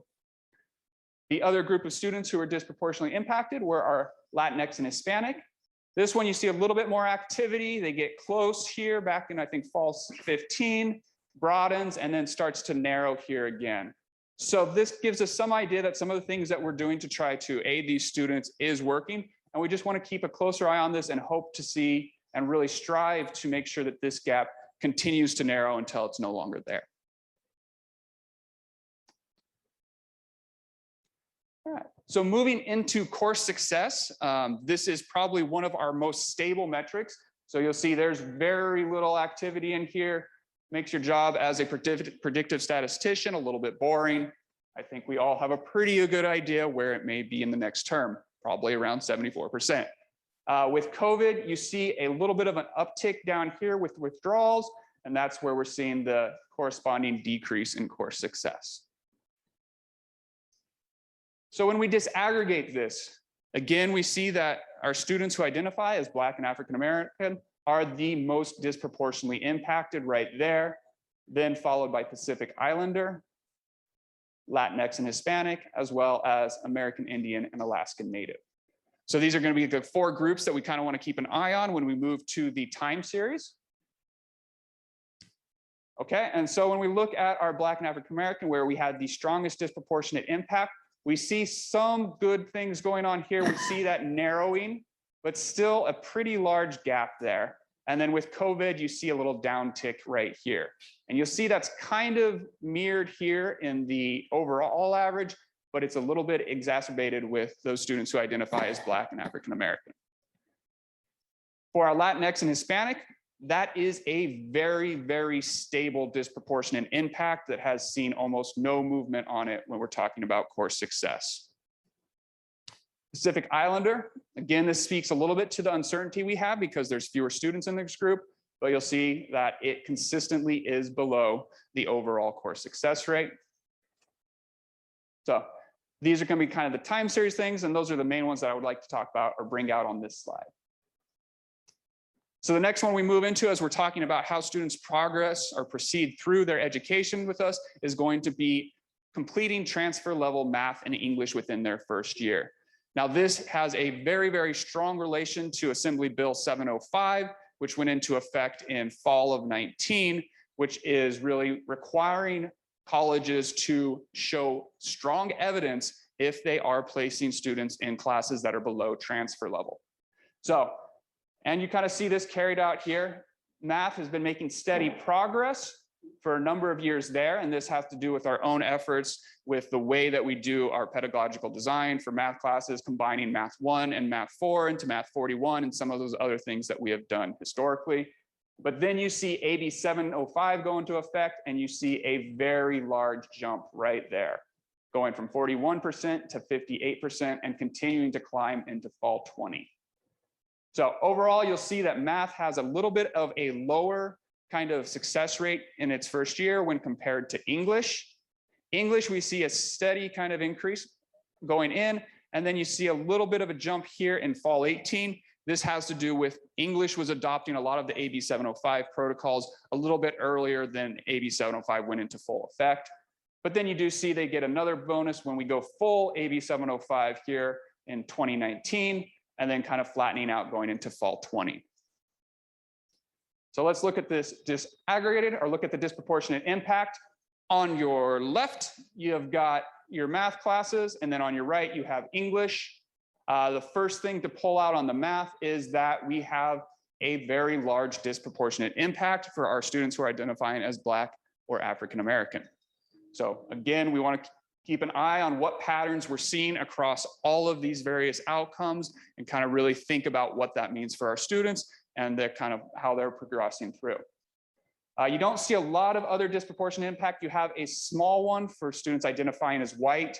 Again, this gets into kind of the bias of the measure to pick up smaller differences when you have a lot of students. And we just need to be kind of understand what the bias of the measure is, and that when we have smaller students or smaller groups of students, we have greater uncertainty there. Looking at English, we have another additional disproportionate impact. So Asian students are disproportionately impacted, but in the positive way. So we don't really talk about that as a disproportionate impact. When we move into English, we see that both Asian and Black and African American identifying students are disproportionately impacted. So as we move into our time series, those are going to be the 2 main ones that we want to keep an eye on. We'll take a look at Black and African American in math, take a look at the white students as well, and then also Asian and Black and African American in English within their first year. All right, so Black and African American, when we're looking at our math completion, that's going to be this top one. Bottom one's going to be English. These numbers across the top are the average for that group. So Looking at math completion, you see we have a very large gap here. AB 705 goes into effect, and you see a very strong jump up. It's close there, but you still do have that gap. And then COVID occurs, and we see a very big effect happening right there as we go into our first semester. This mic is apparently better. Thank you, Luke. So then when we're looking at kind of the white students, you can see there's a little bit of a disproportionate impact earlier on, then it climbs up and it's really pretty close. So all in all, I'm not overly concerned about the difference that we were seeing in the disproportionate impact when we had that prior. Looking at English, the two groups that we kind of identified as disproportionately impacted were Asian students, as well as those identifying as Black or African American. Now you see a kind of nice impact right here when we kind of soft implement AB 705, and then it doing a nice right here as we go into full AB 705. So in fall 20, they're actually performing above average. So that's good. That's kind of what we want to see as we look at these disproportionate impacts. We want to see them closing over time and kind of moving away. Looking at Black and African American students, we see kind of a little bit of a different pattern. Very large disproportionate impact, getting bigger here down around fall 15, climbing as we get into AB 705, but still seeing a gap there, still seeing a gap, and then a pretty strong impact of COVID where you see that kind of going down, where the overall students kind of flatten out. Okay, so moving into first fall to second fall retention. This is going to be for any of our students who have ed goals that we expect them to be here for at least 3 or 4 semesters. So associate's degrees for transfer, certificates requiring 60 or more units, and things of that nature. You'll see that we have a pretty good retention rate overall, keeping in mind that this is always the one where you're going to lose the most students because you have that summer break in between. Also, when we're calculating this, we remove all students who did complete their degree or transfer. So those students, we take them out of this equation before we even get into the numbers. So we're really just looking at those students who we expect to need to be with us for at least those 3 semesters. But yeah, we're pretty steady at a kind of rate around 68, 67. You see us kind of increase here, and then a little bit of a decrease. And then COVID hits and we kind of stay pretty steady here. This term down here is the term where they were a starting student. So when we disaggregate this, or looking for disproportionate impact, our strongest disproportionate impact is again with those students who identify as Black or African American. We also have a smaller disproportionate impact for those students who identify as white. So when we look at kind of the largest gap we had with Black and African American, you see wide gap, we see some narrowing going into fall 19, which is very good to see. And then we see a big drop off going from our fall 20 students. And that would be students that would be enrolling in this current semester. So that's very concerning. So we want to kind of keep a very good eye on that and start to think and plan accordingly. Our white students, you see a pretty consistent disproportionate impact across time. It is small, but you'll see that there is almost no movement in it until we get to COVID. So that's something to really kind of put some thought into. How is it that COVID really kind of helped those students identifying as white kind of increase their fall to fall retention? All right, so that's going to be the end of the progress ones, and we're moving into our last 2 ones before we open this up to discussion. This will be completion of degree is awarded and transfer to 4-year universities. So when we're looking at degrees awarded, we're going to do this in 2 different ways. First, we'll look at just your total count of awards, and kind of we've got this broken down by your associates in arts, your associates in sciences, and your associate's degrees for transfer. These have been growing, and that has been kind of an expectation and a big push from the chancellor's office. This is a big one for us to keep an eye on because thinking about higher ed, especially community colleges, came out of the 4-year university system where students are very much expected to spend all of their time with their education. Our students are very different. In any given semester, about 2/3 of our students will be part-time, which means it's going to take them longer to complete their educational goals. And we see that represented here with looking at 6 primary terms, so about 3 years to get your associate's degree, 8 primary terms to get your associates in science, so about 4 years, and 6 primary terms for looking at your associate's degree for transfer. So when we do a disproportionate impact analysis, you really don't see any disproportionate impacts in this. That's good to see, but we still do want to keep an eye on these areas here. An additional term is still an important measure in a student's life. So when we're seeing that Latinx students are taking about one additional term to get their AA or AS, we do want to take that to heart, that they are spending an additional 16 weeks out of their life where they're trying to balance their job, their family responsibilities and such to meet their educational goals. So this one's going to be a little bit different. We don't have rates on this, so you're not going to see that line graph. So what we have here is just the kind of count of awards by these different groups. Up here at the top is the median number of terms it was taking to get those groups, and that's what we were just seeing on the previous slide. What's really nice to see is the increase in awards for our Latinx and Hispanic identifying students.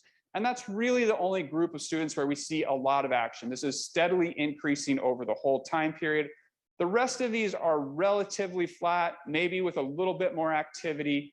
This is almost a positive trend, kind of hard to see, but yeah. So this is the main one where we've got some activity, and that's really nice to see here.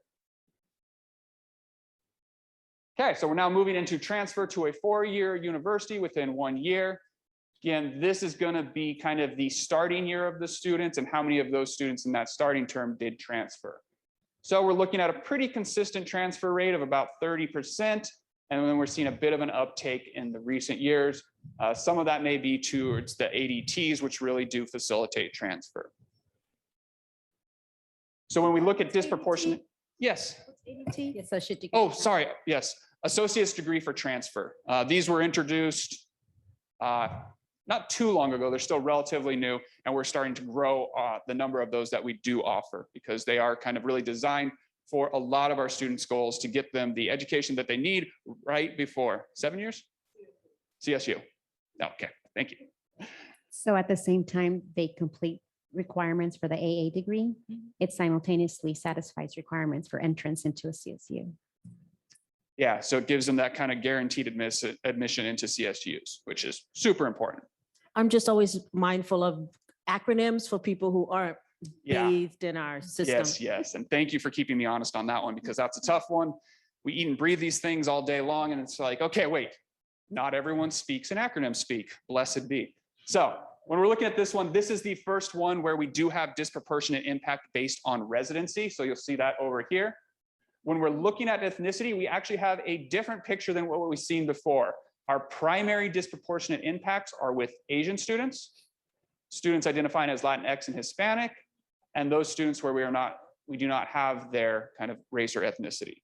So a somewhat different trend that we're seeing here. Nice to see here that at this point, students that are identifying as Black and African American are transferring at a greater rate. So this is going to be based on 1 year of a student becoming transfer ready. Transfer ready is being defined as they've completed 60 units, they have a cumulative GPA higher than 2.0, and they completed transfer level math and English. So once they get to that level, we're looking at, okay, did you transfer within a year? And that's what you're seeing represented in these numbers here. Now, when we look at residency, we have some kind of interesting things to look at. Our in-district students are disproportionately impacted in their kind of rate at which they are transferring to four-year institutions. Definitely something to think about and kind of try to figure out, okay, what's going on there? Why are we seeing this going on? We see a similar but smaller disproportionate impact with SB County. And then we see a pretty large disproportionate impact with international and F1 visas. That may have to do more with the goals that those students are coming in with, that they're not really planning on staying here for a whole 4 years and they're going back to their countries and kind of moving on with that. So when we look at time series, first we'll look at ethnicity, then we'll go to the residency one. So again, you see right here, of those students who became transfer ready, a larger number of the Black and African American students were then transferring. So it's very good to see. That's like, if we get them to the point where they're transfer ready, they are probably going to take that step to transfer. And that's really what we want to see with all of our students. You see another disproportionate impact here with unknown students or unknown ethnicity. Pretty steady, a little bit of a kind of blip going on here, and then kind of really going the way that we don't want to see it going. So now we're moving into residency. And can see pretty consistent with our in-district students across time, you know, a little widening of the gap, a little narrowing, but all in all, that gap is pretty consistent.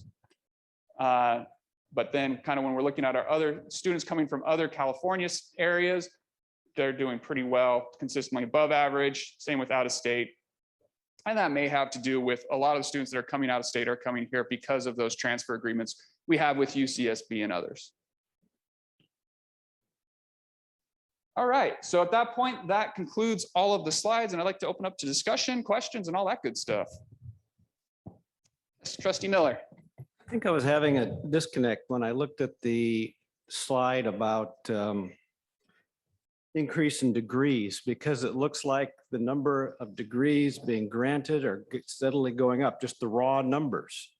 But yet our enrollment is going down. Yeah. How do we explain that?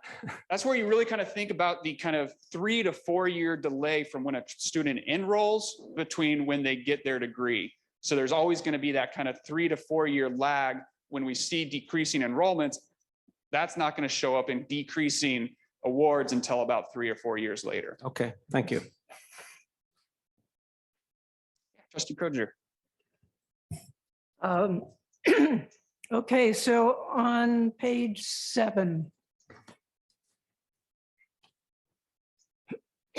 7, yeah. Headcount by residency. You mentioned in particular that we were having less of a drop in in-district students than we were in certain other areas. My concern is the percentage of in-district students that we are serving overall. And I just wanted to know, when I take that number for 2021, 7,558, and I compare it to the total number, which is 21,273 when I add them all up, which is close, I think, anyway. That's only just under 36% of our students are in district. Is that the way you look at it? Yeah, we've consistently been at about 40% of our students is in district over time. That kind of increased a little bit with the promise, but that's been pretty steady throughout most of our history. Well, the most recent part of our history, at least. Yeah, the calculations I've done is that we are in the 40s, close to a 48 to 52 or something like that. So a drop to basically 36% is very concerning to me.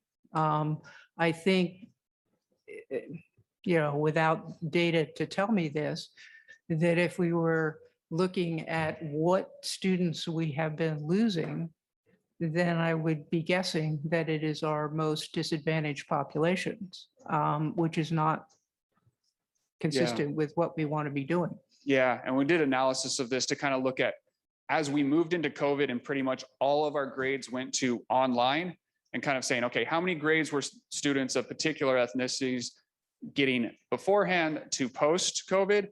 You see a very, very large disproportionate impact in there, predominantly for students identifying as Black and African-American, where if you look at our white students, you see about a 300% increase in the number of online courses that their grades that are being awarded. When you look at Black and African-American students, it's only about a 35% increase. And that gives us a very, very stark and concerning picture of who we lost as we transitioned to pretty much exclusively online education. Yeah, I would suggest that I would be looking at first generation students particularly. And as you mentioned, the Hispanic students, the difficulty with our Black African-American students is that they are such a small number to start with, at least by some numbers that I've seen and on this chart. And they are a relatively small demographic in our community. So that makes it a more difficult discussion, it seems to be, than the Hispanic students that we have, which is a much larger group. And as you said, more reliable statistics. Yeah, or less uncertainty in what's going to happen in the future. Yeah. Now, what you mentioned about the online, and sorry, I didn't go back and look this up in the board meeting, but I recall Dr. Goswami in, I think, early summer saying that we had a 9% increase in the online success rate of our Black African-American students. We did. Um, I'd have to look at the specific number, but yes, we definitely had an increase in online success for Black and African And American students. at the time, I looked at the comparison to previous success rates for in-person, and it was that would bring it to very close, Yes, online and in-person success rates yeah, for Black African-American students. That struck me as an amazing increase. We don't normally have that kind of jump. we don't. So there's a What lot, do you read into that? a lot of thought needs to be put into who is still getting those grades at that time. So thinking that we lost a large majority of our Black and African American identifying students as we went into COVID, those ones who persisted, there is a good chance that those were the ones that were already the farthest along, already feeling comfortable in their courses and not having challenges in their course success. So what you see is really more of a selection effect than an effect that we can say we definitely did a lot of work with all of our faculty, increasing the way they do this and training them and trying to do online education excellently. But with that particular one, you got to really think who's still in that number, who's still being represented. And when you kind of look at that transition of how many grades transitioned, Black and African American students in particular had the lowest transition rate to online education. So when you see that boost in course success, it's probably more a selection of those students who persisted than anything else. So persisted would reflect the fact that they were already taking classes, as you said, comfortable with those classes and not new to the college. So it's kind of an onboarding and, bringing people up to a comfort level issue in part, at Yeah, least. it could be onboarding, just a whole slew of things that kind of go into course success. Okay. You mentioned earlier that trying to compare this data with the student equity plan doesn't match up. And I did try to do some of that and it didn't match up in a huge way. Yeah. And so it's- I am wondering if we could later have a discussion of the data that would match up or data that would tell us, I don't understand how they could possibly be that different. The numbers were hugely different. Yeah, when we look at the student success metrics, which is kind of the presentation that we typically do in November, that's going to be a lot closer to the information that's presented in the student equity plan. And there's a number of reasons for why the difference, and most of it has to do with how the data is filtered and treated as it moves from our local system into the management information system of the California Community Colleges Chancellor's Office, and then what they do with that information as they define disproportionate impact, define the various metrics.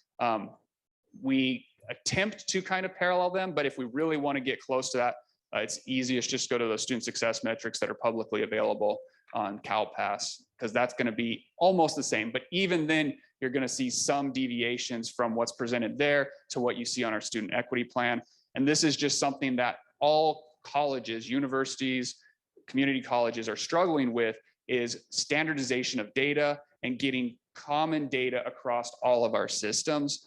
And it's going to continue to be a struggle. We're starting to see a lot of headway made with the student success metrics as they start to give us more access to breaking those out by cohorts and things of that nature and becoming more useful. But trying to completely replicate their information for any given metrics is unfortunately very laborious, and we often don't have the resources to go through and do that. So we just kind of lean on what they presented. So when we're building these slides and we want to get into time series analysis, we want to be able to disaggregate by a number of different factors. We really have to use our local data rather than the data that's publicly available from the management information system. So you would say rely on the local data more? It depends what we want to do with it. If we want to kind of have the most control, the most options for how we disaggregate it, how we treat it, yes. And that's kind of why we spent the last 2 years in discussions with the college, just developing a set of institutional effectiveness metrics that we are all comfortable with, that we think gives us a good understanding of the health of our college, as well as our students' journeys through the college. So this is the first time that we presented a set out of those, and these are from that college performance side of that. We'll be working to develop the student journey ones to get a better idea of their journey through the college. Okay, but some of the numbers I was trying to compare are as basic as head count, how many Black African-American students we have. And they were wildly different. So that makes me uncomfortable.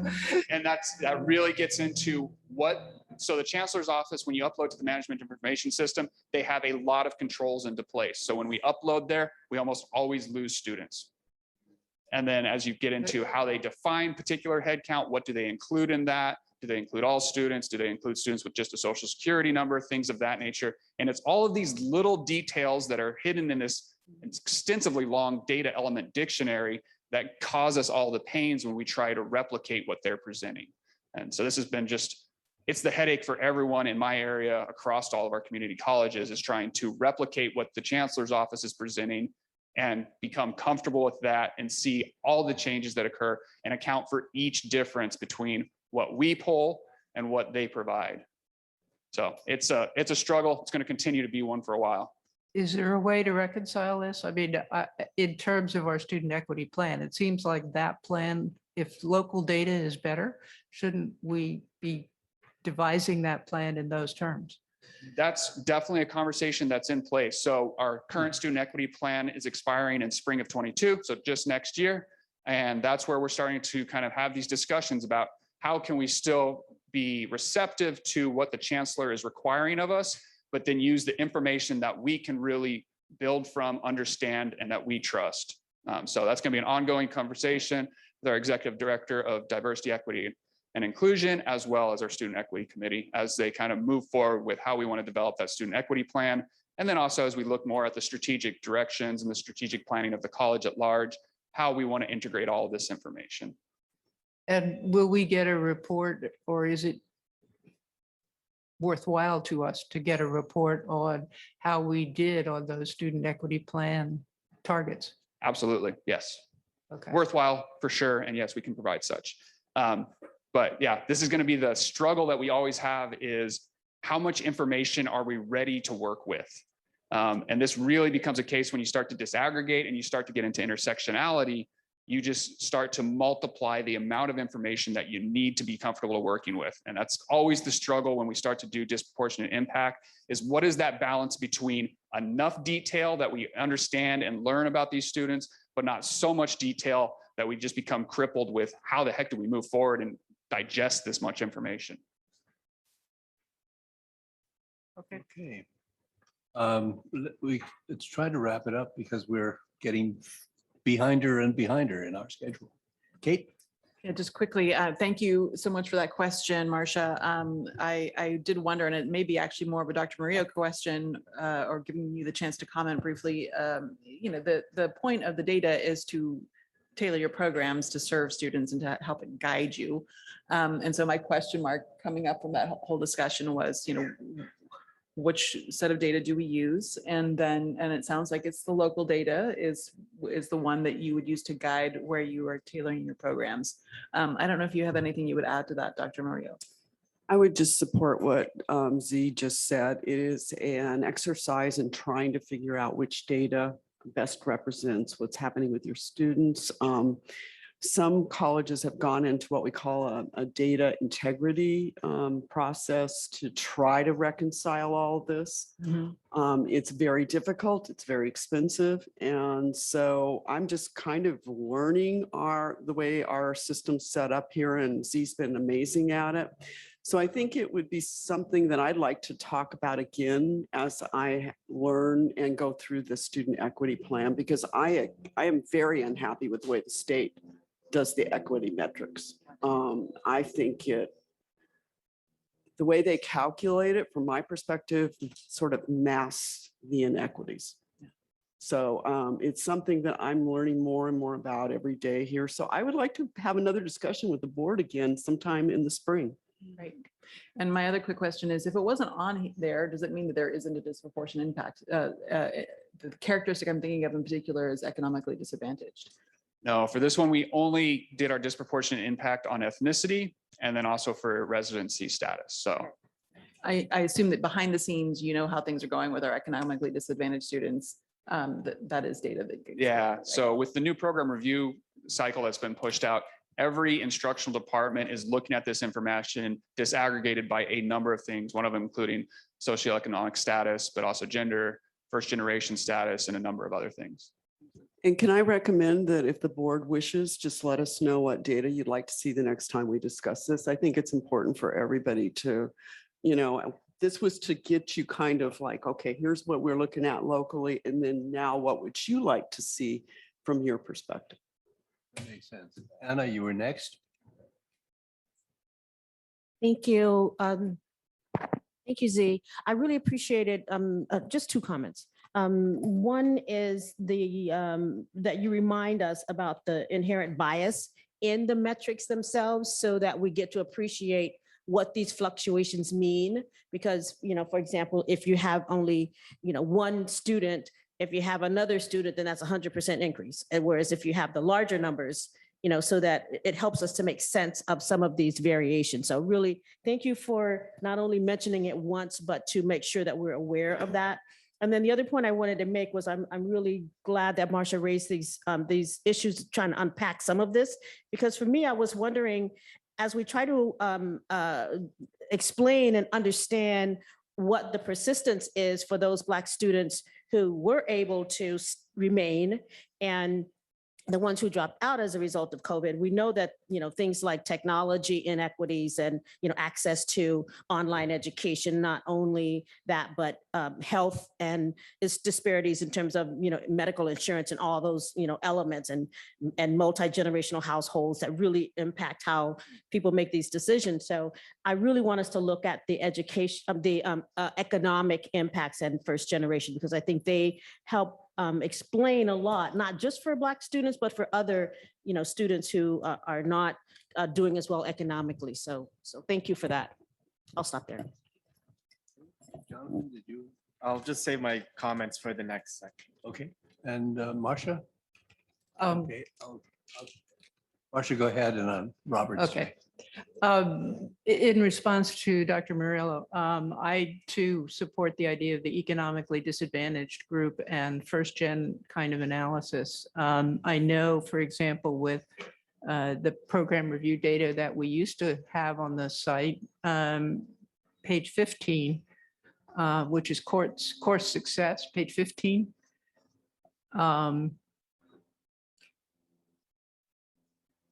There used to be an element there where you could disaggregate Pell Grant eligible and not Pell Grant eligible.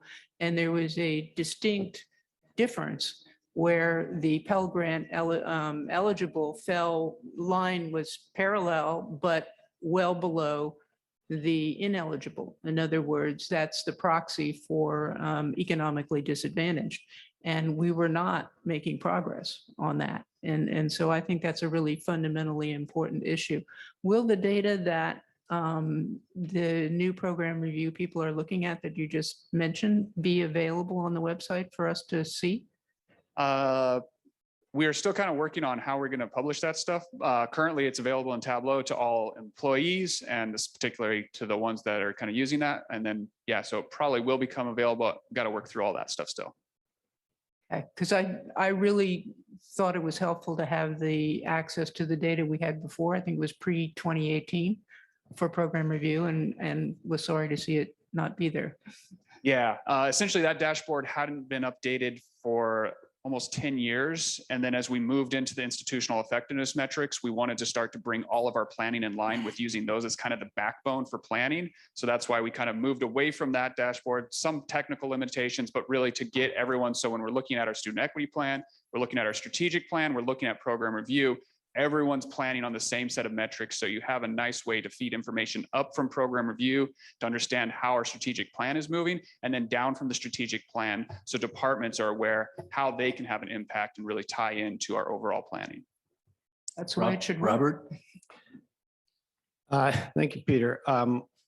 As still a newcomer here, Dr. Murillo, and someone who has had experience, deep experience at least 3 or 4 other community colleges, this may not be the time to hear from you on this, but I'd like to know from you what stands out. I mean, what what is remarkably good, what is really bad. And I think your perspective would be important for us to hear, having heard all the data. Thank you for putting me on the spot. I appreciate it. I said, not now. No, I would like to provide you some of the things that we've been talking about as a President's Council and some of the areas we're concerned about. I'm particularly concerned about some of the disproportionate impacts. I'll say that at this point, but I want to make sure that I've done a thorough analysis, because one of the issues for us is you can see some things that look really good, but then you can see some things that are really sad. And I want to look at first generation. By the way, first generation may get added to the funding formula. The legislature is talking about it. It was one of the recommendations of my Student Centered Funding Formula Oversight Committee. So we'll bring you back some things that will be thought out with Z in the room and with our President's Council input. Very good. Thank you. Veronica?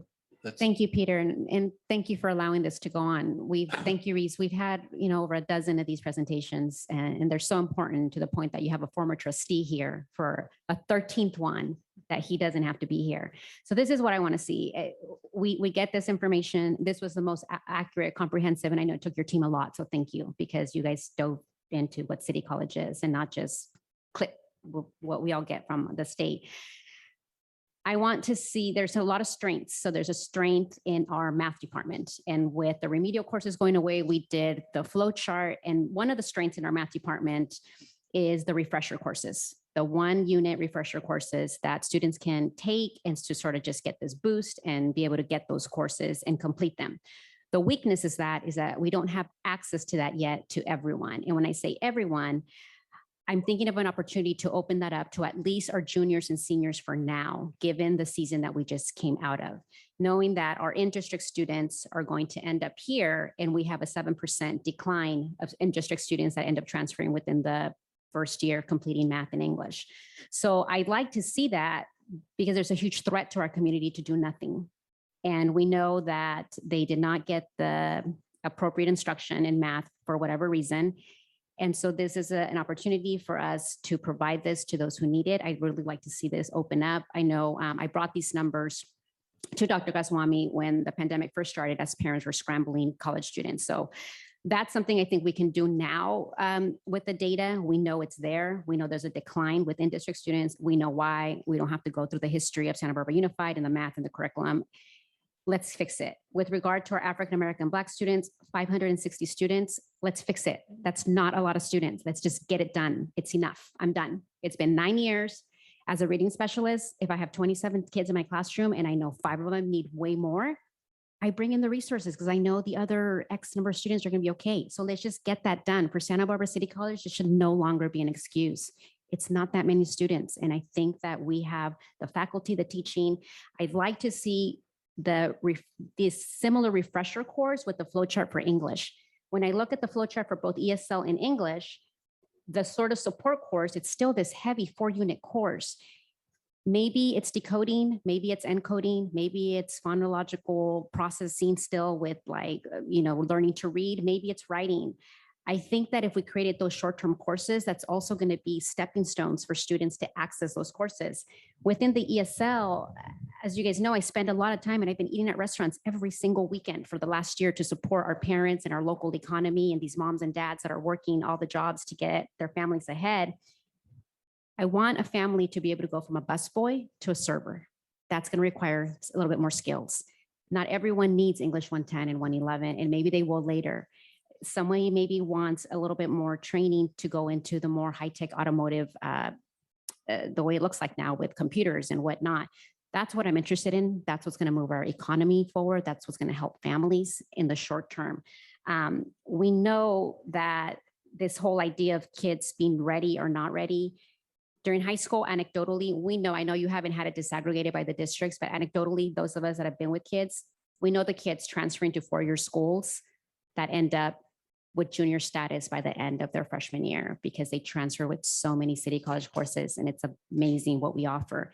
We also know that the kids from our local community that comes straight here without that opportunity, that makes up that decline, that 7%. So at least for me, the data just validated what I knew already. So it was a rhetorical question to you, Kindred. Oh, show me the data. I knew it. I just wanted to see it so that we can start doing something about it. In terms of the online, I'm not surprised that we filtered out all the kids that couldn't do it. And then those that rose to the top did it. That's great. They persevered. It doesn't take a lot of us to drive through the neighborhoods. And we all, probably you heard it too, Jonathan and IB, we were all hearing Zooming. We were hearing up to 5 classes at one time. Absolutely ridiculous to expect a student to be able to learn in the same household while 5 other Zooms are going on. As a teacher, I saw it because a City College kid had to leave his class to come into my first grade class to help the kid get on Zoom. These are not conditions that we should expect anyone to be in. And I know technology is fancy and we all were so proud that we pushed through and we did it. I'm done pretending like this was a good model. It was terrible. It needs to go away. I think we need to strengthen the amazing online we have. Let's continue to add those hybrids, but we really need to put together some solutions and capitalize on the strengths like these refresher courses. Let's get more, let's get access to them, complement that in the English department. And then my last observation was the education plan. I know we've talked about that online counseling has been working great. 670 students getting an ed plan this fall versus 1,000. That's almost half. And I know anecdotally, we didn't even call the counseling office because we relied on each other, and the parents that had the resources got on the phone and called the 4-year counselors, and we went through the assist and articulation agreement. Not every kid locally, and we know the socioeconomic status of those kids, had the resources to be able to reach that. So I know you can tell me till you're blue in the face that counseling online works, Kindred. I'm not buying it. I want counselors on campus. They need to see kids. They need to see parents. They need to see families. We need to get people connected so that they can have that relationship. And it's really hard to establish trust over Zoom. You really need to get to know people. And that has been the strength of that building. The student support services that bring in the folks that get to know them and share with them. So I'll just wrap it up with that. I want us to move an action on this, and I want us to work to take the strengths of the math department, expand them, and create more access in that regard, if it's possible. And if it's a funding thing, I think that there's a will in the community to figure it out. It's certainly going to help enroll our students in the promise to get them the skills they need to feel like they're going to be successful. Thank you, Peter, for allowing the time. Okay. I figure I'll just speak now for if not, we're not going to move on to the second section for a bit. So I'll get it in now. I agree with actually a lot of what Veronica said. It is a small number of people that we can just solve the problem with our Black students. It's just inexcusable to me that we have all these inequities. Obviously, there's things that happen outside the college, but they came here. We have to provide the good product and education.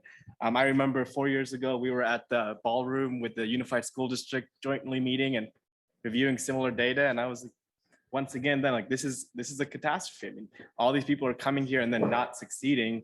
We're wasting their time almost, I think. And so I think our in-district students, I also agree with what Veronica said. There's a lot of people who are underemployed in our district who are older. They're not the traditional high school graduate who's just coming into college. So I think there's a lot of people there who are, people of color who can be helped by City College, but it's also hard to get in. I think what Z mentioned, you come in here, 6 is the average 6 terms.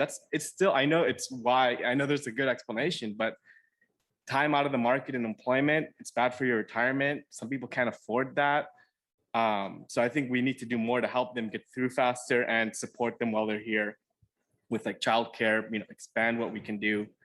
But yeah, I think it's a failure. And we passed Resolution 18 a year ago. We said, oh, we're going to do a concerted effort to support the Black students, and then nothing really happened.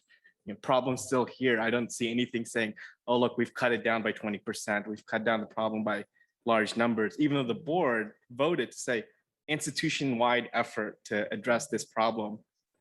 Nothing happened. So I think it's clear, we're failing 3 groups, Pacific Islander, Latino, and Black, and we need to do better. Okay. Peter, one quick comment. One quick comment is what I have not heard, and I think is important in response to Veronica's comments, is asking the students. asking the students what works for them. And I know we're doing that now. And we all saw the preliminary results, which said that 30% of the students said all online classes, 30% of the students said all in person, and about 40% said both. So I think that's a really important element here. We don't make that judgment ourselves. We ask our students as well. I would add to that, and I think I would clarify, some students do great with online and some students don't. We know that for counseling and everything. We're watching the numbers. Thank you, Z and Vice President Scott. We are watching how they vote with their feet. And as soon as we get the survey completed, we will share that with everyone. We know there are students that need face-to-face counseling. We know there are students who need face-to-face classes. We're just trying to figure out exactly what they need. And the other thing that we're going to do that I think is so important for us as a college right now is we're going to do a basic needs assessment. It has to be done. And I think it's really critical for this college to move forward. So. Well, it is 12:30. It's a little later than I thought it would be. Do you want to try to get the goals next, or do you want to, shall we break for lunch? What do you think? I think maybe we probably ought to stand up and grab our lunch and then we can keep working. Is that okay? Or maybe take a 10-minute break, 15-minute break, and then grab our lunch and come back and start working again. That makes sense? 10 minutes? Okay, a 10-minute break. At the end of it or during it, go get your lunch and come on back. We have heard from Z, and we should perhaps move on to visit and revisit board goals, see whether what we said is what we meant. Wait, Peter, we skipped the staff. Did I miss what? There's I'm like sorry? the staff demographics. Yeah, there's a second half. Staff demographics. The Staff demographics. There's like a whole slideshow on it. Yep, that's our next item. Okay, no, Peter had said the next, had skipped it. Oh, maybe I'm looking at a different version of the agenda. The next presentation is the Oh, yeah, SciTech okay, report right. of Okay. employee diversity. All right, who's going to do that? Is that Z? Who's going to do that? Michael Shanahan. Michael, you're on. Good morning, trustees. This will be a presentation on basically employee demographics. We're going to talk about employees today. On the 28th, we're going to bring you a slightly longer version of this where we'll talk about what HR has done and what we're planning to do. But we wanted to hear from you today so we could kind of cheat and incorporate all your stuff into our presentation for the 28th. So we'll bring you more information as to what we're doing about these numbers on the 28th. But today we'll just talk about the numbers themselves. All right, whoops. Interesting. It's kind of splitting slides.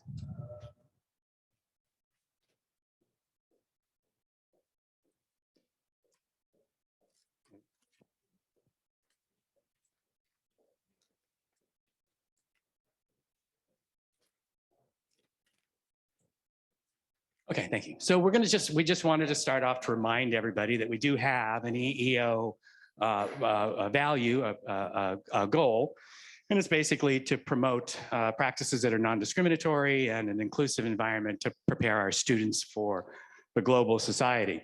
Boy, this moves fast. All right, so our first slide is basically, I have a few slides that are a lot of numbers, and then I'll show you graphs to spread those out. But basically what we're looking at is our employee demographics across all of the major ethnic categories, and then all of our basic employee services, classified managers, part-time faculty, administrators, full-time, part-time faculty, et cetera, et cetera. What you can see is basically the predominance on this bottom row of white. So we're still predominantly a white organization. This will just give you the breakdown. What's more interesting, this is the gender breakdown.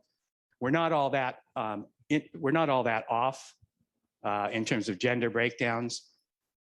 But you can again see in terms of the ethnic categories, we still tend to be, right, predominantly white. So the numbers only make sense in terms of our touchstone and our comparisons, right? So we want to compare to county and to student demographics. Student demographics being our primary touchstone because that's what we're trying to diversify toward. This will give you a sense of the employee demographics overall. Again, you can see the emphasis here. Full-time faculty probably being right now the least diverse. We look at community demographics. This is Santa Barbara County, Santa Barbara students, and our permanent employee totals. And you can see that we have some major disconnects, right? We've got about 35% of our students are Hispanic, about 45% of the county, we're down under 30%. Some of our other we're a little bit overrepresented on the Black African American, but as Z pointed out, when you're looking at very small numbers, it only takes 1 or 2 people. Totals include adjunct instructors or just full-time? Not this slide. This is just permanent full-time employees. And then when we look at this one, this includes all of our permanent employees and our part-time faculty, credit and non-credit. Now we have county, our students, the system totals, and our all SBCC totals. Again, so you can see in terms of our compared to the overall system, there are some big gaps, this one in particular, in terms of composition. And again, very heavily on the white demographic. This one takes all of our different services and compares them both to the county and to the students. Again, so we can kind of see what our goal is to align as closely as possible with our student demographics. That's a challenge for us. We'll talk about that on the 28th in terms of recruiting and the recruiting numbers that we're not seeing and what we're trying to do about that. I just don't know what to say about this other than that we have challenges. The numbers are pretty self-explanatory. We look at faculty. This is an easier thing to understand. The first 2 bars are the county and students. The other 3 bars are full-time faculty, credit part-time, and non-credit part-time, right? This is our primary goal for diversification in terms of hiring. Our challenge is that if we only hire 4 or 5 faculty a year, we're not going to have a massive or revolutionary impact. And so it's purely incremental and it's very slow. But you can see there's a major gap here from both our students and the county. The challenge is absolutely clear. We go to administration and staff. It's a little different. We're a little closer, right? The first one is students, county and students. Here is where we're missing in the Hispanic for our administration and our staff.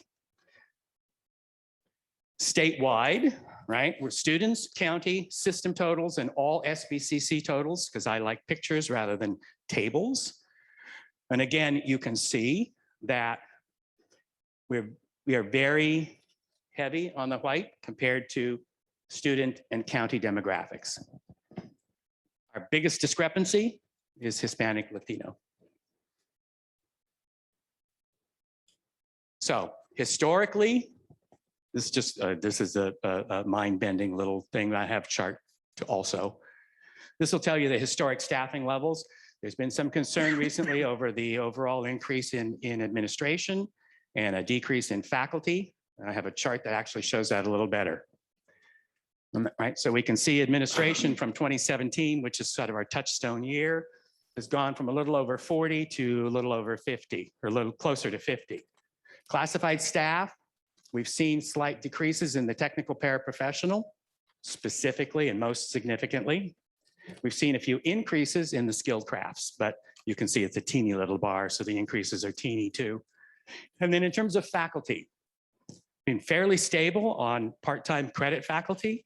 We've seen a slight decline in full-time faculty and a slight increase in part-time non-credit faculty. I think the non-credit just kind of represents the increase in extended learning, but yeah, there are some challenges here too. And then this will just basically give you the percent of change in the different EEO categories from 2017 to 2021 currently, right? So as we have heard in various places, there has been a not insignificant increase since that year in our education executives and our admins. You can see the decrease in the full-time faculty reflected here, about a little over 13% from 2017. Now, some of that's reflective, I think, of enrollment losses because faculty are the most enrollment sensitive group. The part-time faculty, non-credit has increased significantly since 2017. And I don't know where SEL was in 2017, but based on this, I would say it was significantly smaller than it is now. And so this reflects our continuing commitment to building that part of the college. Skilled crafts have gone up. And again, here's the technical paraprofessionals where you can see the loss. And we kind of know that. All right, so that's basically a snapshot of the district. What you can see clearly is that we have some challenges when we compare ourselves to our student demographics, which is our primary comparator. We need to increase, ideally, our Hispanic, Latinx staff. We need to build up some of our African-American people. And frankly, we'll be talking about this when we talk about how we're doing our recruiting. About 30% of our applications come in and decline to state anything. We're very concerned about that. We've been talking about it in the EEOAC, who's been very instrumental in formulating some of the approaches that we'll be presenting on the 28th. We believe that we are not doing a good enough job portraying ourselves as diversity friendly. Not when 30% of our applicants or more decline to tell us that information. There is no reason to decline to state that information other than a lack of trust. And so we are determined to get over that hump. And we've already come up with some things we're hoping to get some brilliant guidance from you today that we can incorporate into our plans, and then we'll bring that back to you. I don't have a question. I just have comments. Yeah. Go ahead. So, yeah, I mean, I think what you just said, Michael, that I didn't know that statistic that so many people click decline to state. I think just the word on the street, you know, what I hear personally said to me is that it's not a perception that we're a friendly place for diversity. So that data, I guess, helps validate that, but that's just what I've heard. So I support, I've talked to Dr. Maria about some ideas that she has on how to aggressively grow our diversity, and I support all of them. I mean, we've been talking about this since 2015 or 16, and the first day I was at City College ever, I met with Lori Gaskin, and she told me this was a problem in 2014. Again, like these problems, they should not continue existing. Let's get on to new problems and let's solve these old ones. Administrative bloat, cut the administrative bloat, fund the classroom 100%. And diversity, if we ever do say we're successful, again, I think it needs to be by these categories, because it's really problematic when, you know, you have the classified staff much more diverse than the faculty. Then the students say, oh, well, I could never become a faculty member because, well, look, they're all white and I'm not. So that does have a real effect. And then lastly, workforce housing is so important. I brought it up again since 2014, but we really need to do it. And the county's going after that. The city's talking about it. There's partnerships we can be a part of, and we have a lot of land on our campus. Other comments, Kate? This piece is a little tongue in cheek in a certain way in that we have a growing demographic of declined to state students. A little closer to the mic. It was really dramatic to see the increase in declined to state students. And so in a weird way, I guess, if our applicant pool is more declined to state employee, in a weird way, it aligns with that demographic. So I think a question that I have is that a national trend or is that SBCC? It is a national trend. Yeah. Employers have not established the levels of trust. There is a natural skepticism that if you're asking for this information, you're going to be using it, right? And so part of what we've been doing is going out of our way to revise our application packages to make it very clear specifically why we're asking for this information, right?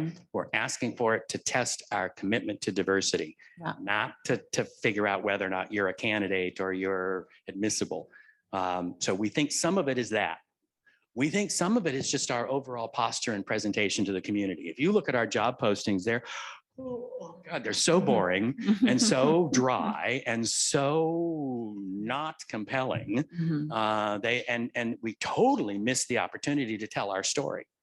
When there was a video at the beginning of our accreditation meet and greet that knocked my socks off. It was like 2 minutes long, but it had happy students, a beautiful campus, some of our administrators, some of our faculty. It's like, okay, these look like regular people. They don't look all that scary. They don't look, this is what we have to do.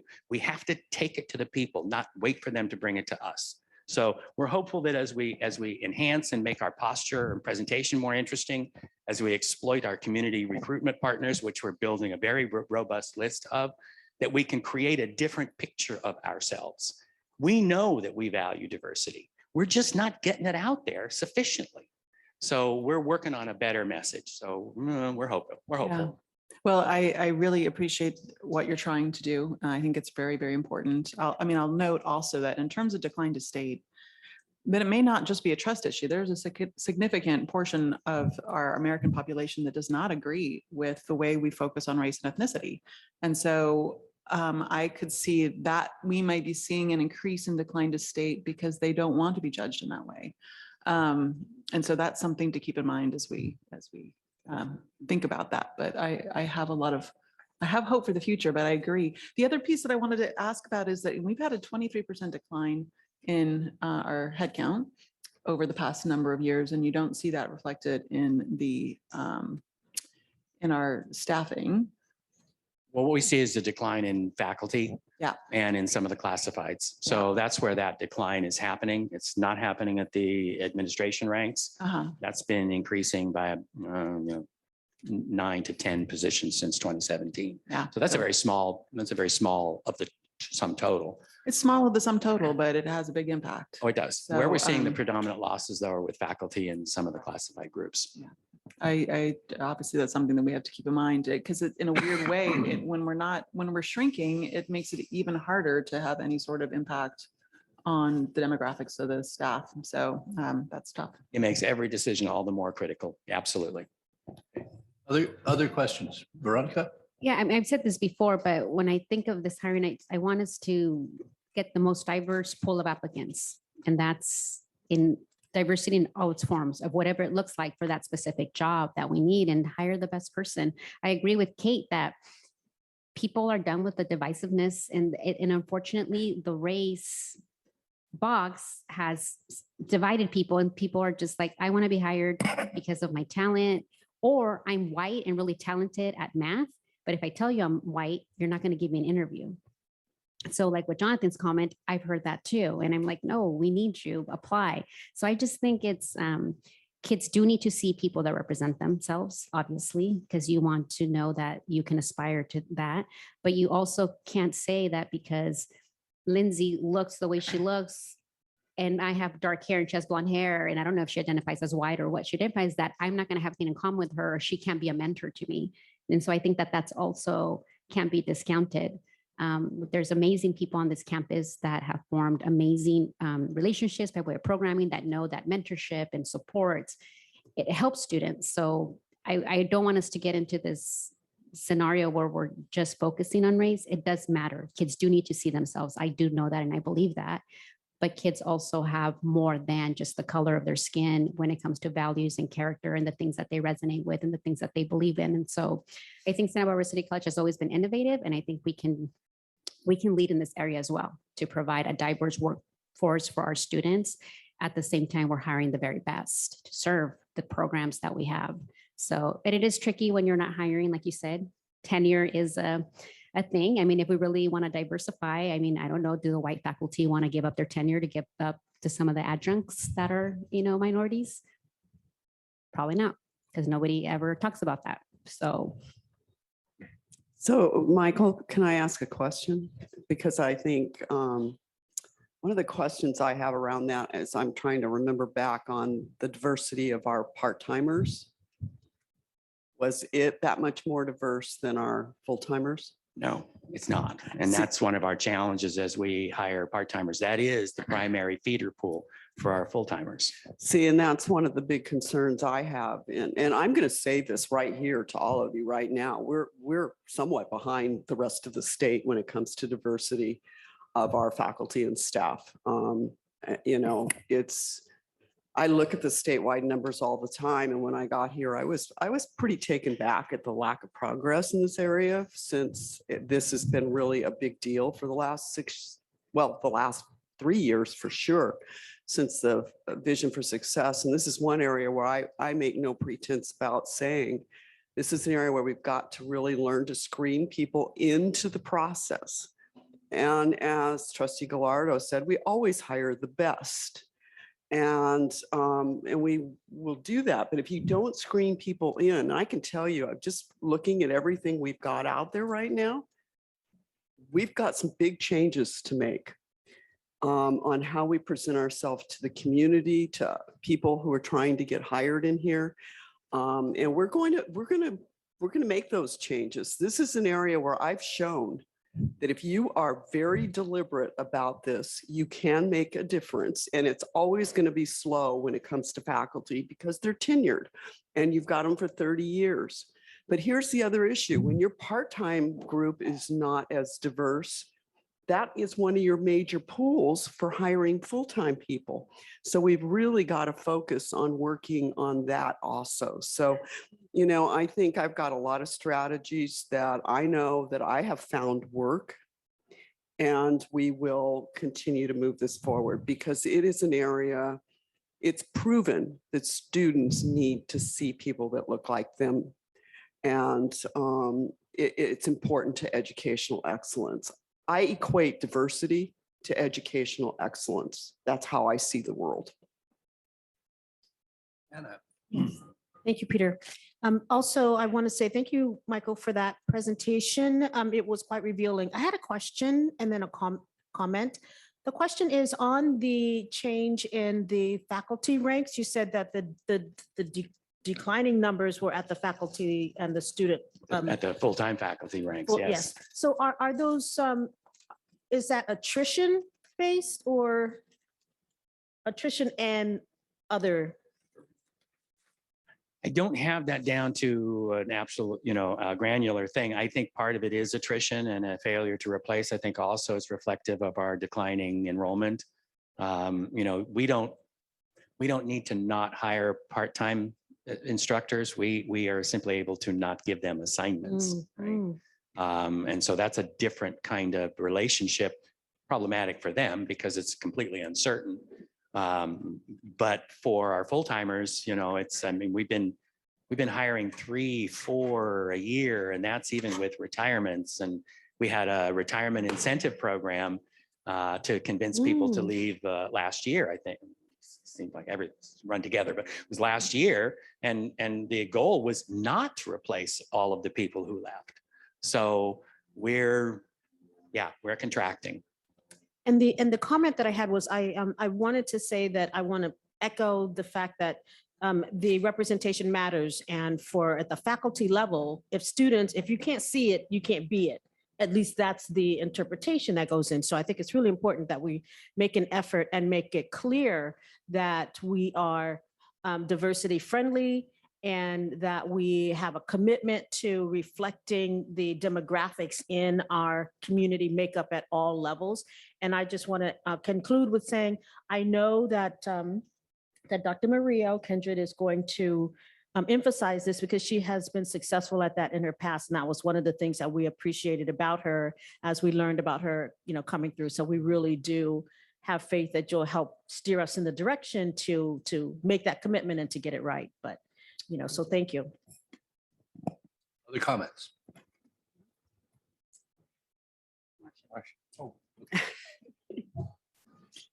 I'm so used to seeing a screen with a little hand. Marsha, go ahead. Does that look right? That's about right. Okay. Thank you, Peter. And Thank you for the presentation. Um, I was going to mention exactly what Kendra did about our part-timers. In addition to our disproportionate impact with Hispanic employees, particularly in faculty, higher levels, et cetera. That jumped out at me. It's our part-timers who are more predominantly white. And I think that they have a different hiring system, which is something that I would say we need to look at closely as we look at what it is that we need to do here. Because we may be reinforcing the problem through our own hiring practices. Other thing I was going to mention, Kate brought up the trending in whether you identify or not. I saw in the student data a trend toward multi-race, and I think that's national too. People are starting to think of themselves as more complex than one race. Yeah, we're starting to add more categories for that very Yeah. reason. Yeah. We need to keep it within the MIS categories, right?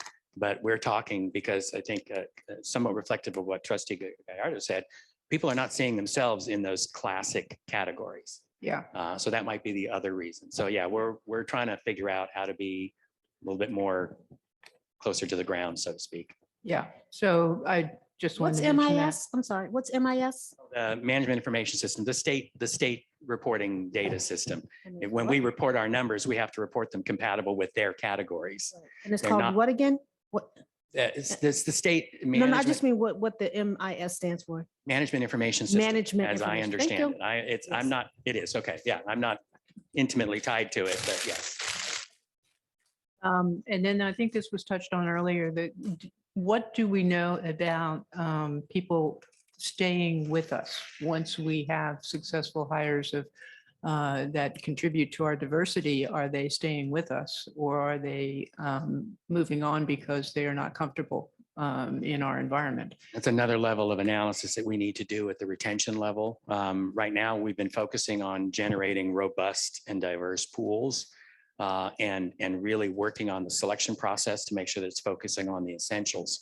In fact, we'll be talking about this more next time, but we have been working on a part-time selection process. So Good. yeah, because Okay. we're exactly where you are on that.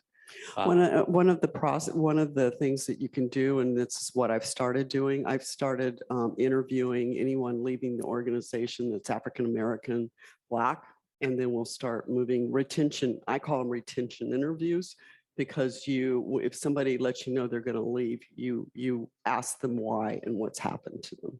Yeah. Yeah, this just last year, and again, we'll cover this next time, but we did it. We did implement regular exit interviews finally. So Yeah. we're hoping to collect that data as well. Not in person, those are optional, depending on what somebody wants. But we are asking now because it's, as you say, it's very important. Yeah, no, I think exit interviews are excellent for everybody. I would do it, but especially in this context. Yeah. If the person is willing to do so, obviously. And the last point I was talking about, we've touched on the 23% down, and that's just 2014. Actually, it goes back to 2010, which was our peak in the reduction of students, and yet 13% down in full-time faculty. And what do we have? Well, I can't add them all up, but a reduction as well in our classified. They don't match the reduction in our enrollment, hence our 90% or so budget on personnel. So we're struggling with these issues. And one of the things that was in Helen's recommendations to us at one point was that we look at incentives for people to leave. And this to me can dovetail with the problem of the size of the college matching our enrollment and the need to have more positions that we can recruit people for and to increase our diversity. So I just suggest that this is a tool for us to look at, incentivizing in effect where we are over. Well, probably you have to incentivize everyone, I would think, but incentivizing where we have too many in one category, like we are obviously overrepresented in white, and opening opportunities to hire Hispanics, I hope. Well, I think we have to be very careful. I can see Michael over there too, because you have to go through the HR piece of this, but I think you have to be careful how you offer incentives. But early retirements, which you've done for 2 years, are a great incentive. You know I've employed that across the board to help do things. So we will look at those things as appropriate to make sure that we, stay within the guidelines of the EEO. Yeah, the one thing you don't want to do is go in and say, we're going to do this with this group, and I'll have Cornelia in my face. Yeah. No, So. I understand. And that. me I'm just- too. She meant it as a separate category of incentivizing people not for retirement, people not eligible for retirement, incentivizing them, whether it's through money or training or whatever. And so I think that's something we should look at. Okay, Kate? Just a quick question on the adjunct and part-time faculty numbers. Are those, when we have adjunct that we are not using because we don't have the enrollment to need them, do they stay in our numbers or do you pull them out?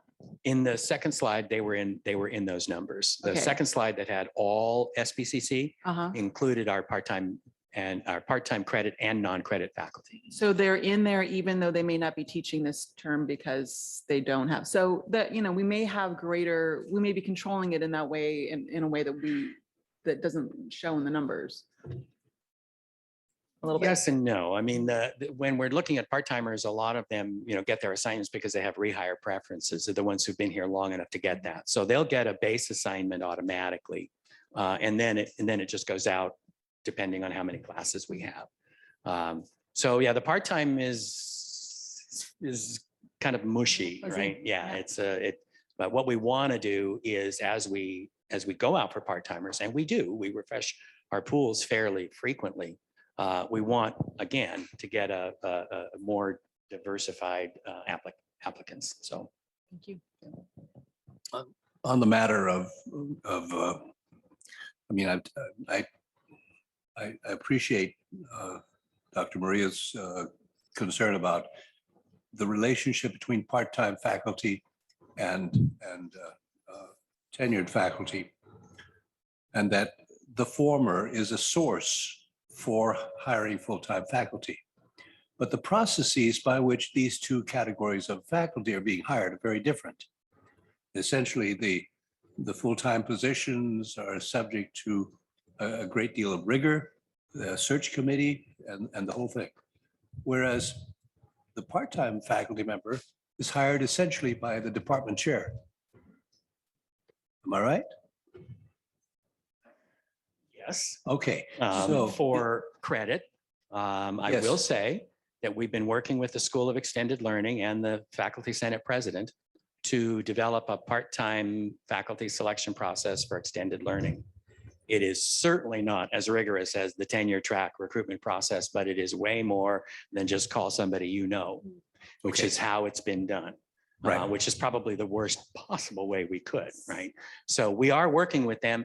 Rayanne's participation in this process reflects our hope that we can then transfer some version of this process to part-time credit selection as well. So we're on it because having no process is unacceptable. no, I would think that there could be some guidelines developed that would ensure that the department chair, who still would select the person, would nevertheless include a diversity component in it, rather than it is entirely yours. We totally agree. Okay. Further comments, questions? Want comment? We can. I don't know, Peter. Are we allowed to? No, we need to press that. We are so far behind that this group will hang me outside if I don't get through the agenda. We turn our attention to the draft goals of the board. And I'm not sure how do you want to proceed with this, Dr. Rio? Just wanted to ask the board, after you've viewed some of this data, if there are any items in your goals that you would like to emphasize, change, update, as you're thinking about what you want me to do during my time here. So we felt it was really important to provide you data so that you could see where we are and what you would like to see come forward. So if you're good with your goals, great. If you're not, then just asking if there's anything you wanted to change or emphasize.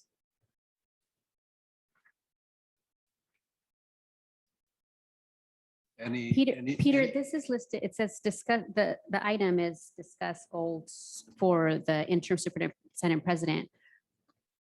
What is, and I don't know unless you guys have talked about it, but I'm unaware, what is our timeline for hiring a president?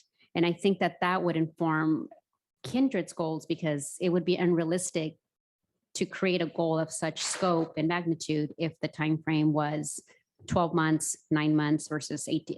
That I think, I don't know that, and I don't know that you guys discussed it, and I don't think you did, because I don't know that you did.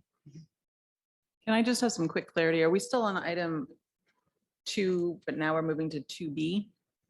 Correct. Okay. Yeah. To answer your question, I think we had in general discussed the possibility, the feasibility of retaining our interim superintendent president for more than just 1 year. And perhaps that should be a discussion item that needs to be resolved. And hopefully we can do that at our next meeting. I think we should, because I wasn't unaware of that. And I think that the selection of the superintendent president and the term, and that's, again, going back to our community constituencies and all of that. And I think it's lovely that Kindred chooses to do this, but in order to have a realistic expectation, I think that that needs to be clarified so that it's clear to the community what we're doing. And I didn't know that we were thinking of having an interim president for a year. And I don't think the community knew that. Well, no, I don't think any of us know that because it hasn't been decided, and it is really ours to decide. And unless I miss my guess, we'll be having that discussion at our next board meeting. So should we wait on these until we know the scope that we're looking at, or is it Well, premature to discuss what we would do, not knowing the length of time? Would you like to? Oh, just a quick comment. I have a contract with you for a year. What I thought we had discussed, or at least I had discussed with the board president, was that we would get down the road a little ways and see if you really wanted me to stay longer or whether you wanted That's me. what I recall as Yeah. well. And so what I started doing was putting evaluation of the superintendent president on the closed session of the board agenda. You will see it on this next week's agenda, so that we can go over my goals and what you think you need shored up and what you think is going well, so that we're constantly in communication around this. So I did express to Dr. Haslin, and I think a couple of the board members, I'd be willing to stay on past the year if you need me, if you think that you want me to stay. And that I am not going to apply for the permanent position because I'm 66 years old, and I think that the college deserves to hire somebody eventually that can come in that's a little younger than I am, that can stay here for 8 or 9 years, hopefully. That would be my wish for you. And that's all I'm trying to do, is help you get there. I would certainly encourage you to do what you need to do, because I know many women in their late 60s that are phenomenal at what they do. So don't let your age discourage you from you doing something you feel the will and the energy to do so. Because Thank you. Certainly, I would agree with Veronica because, because I'm no longer 66, that's part of it. And also, we would not want to be accused of being ageist at this table. I'm quite certain of that. So if we could put that question aside until our next meeting next week, we may be able to get there. If there are no questions on or alterations of this, yes. I just want to be sure that, we're talking about the same thing, because we are on sorry, I've already forgotten the number, but it was item 2, part B. So these are the board goals, not the superintendent goals. And so in looking at those, the 2021, when we just adopted these at the end of August, the thing that I think we could, maybe rework a little bit is on board goal 4, where we hire an interim superintendent president and plan details, because we've taken care of part 1 of 4.1 and can move on to plan details for the hiring of a permanent superintendent president. But I don't know that needs tweaking. I mean, we've just done this, so I think it's okay to leave these as is. The only thing I wanted to add is I would like to see, for example, on student achievement and success, number 2, item A, review what has been accomplished on resolution 18, and Jonathan mentioned that earlier. There are a couple of places where I do think that a task force on some of this would be useful, where the Black and African American students, faculty can come together with their specific desires and recommendations, and the same with the various affinity groups who, we really want to know, instead of assuming we know based on a few, but actually have some meetings with them so that they can help guide us in terms of what they know would be effective or what they would like to see. So I would like to see maybe a couple of task forces to put some specifics behind these metrics, and then we could move forward with that in an advisory capacity. Do you think it could get hashed out in the committees when we start them? I'm sorry, say that again, Do Brian? you think it can get hashed out in the committees once we start them? It's a possibility, but I definitely don't want that opportunity of having, these folks here who would like to have some input, being able to do that. But yes. But I don't And hear, Anna, I'm confused. Are you talking about board goal here? I'm looking, Because it's a monitor the implementation of resolution 18, which is generally the board's role, as opposed to getting into the operational details like appointing a task force. I really appreciate the point, because one of the things we are trying to do is be mindful of the board's role in, the 2 categories. But I'm just suggesting that in order for us to review what's been accomplished, it would be really good to have more input from people who can help us in our monitoring capacity. So that's my concern, is that we need. No, I some appreciate input. the input idea. I just am a little uncertain why it would be a board goal to be doing that.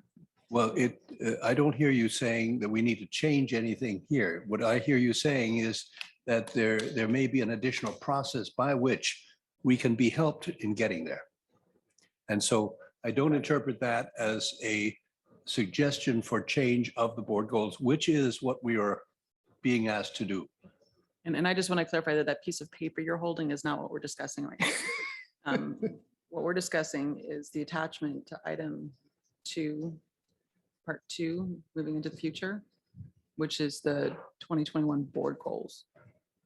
So I Oh, mean, yeah, I think you're- we've been you're- talking about that. There's a lot You're of correct. cross You're correct. connection, but I just want to be Yeah. sure that we're talking I about the same think I thing. just picked this up. Thank you. Dr. Haslund, can I clarify Sure. something? There is a task group starting up that was recommended by the Accreditation Governance Committee, the one that was, there was a plan in there, and that went to the College Planning Council.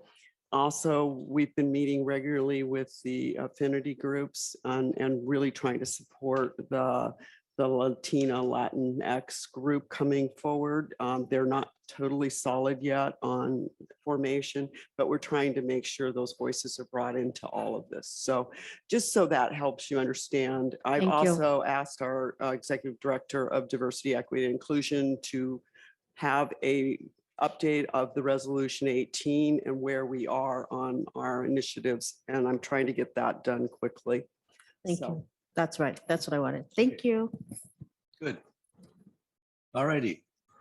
Are we ready to move on to to what we should be discussing at 12:15, namely the Mackenzie Scott donation, and call Jeff Green to the microphone. Wait a minute, what happened to the superintendent president goals? That's part After. 3. We're still I'm on the part very 2. last one. Oh, okay, I'm sorry. We're trying to get back in order. My goals are the last piece. So, yes. Mackenzie Scott, yes. Oh, good.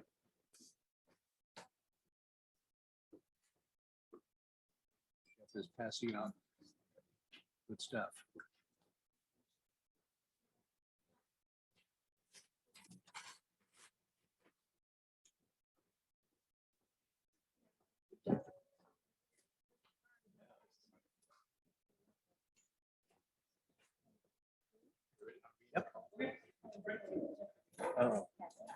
Oh, Piece of paper? Or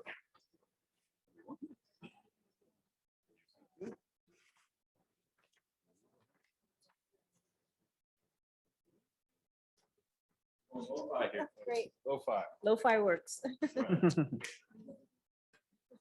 Thank you, sir. Certainly.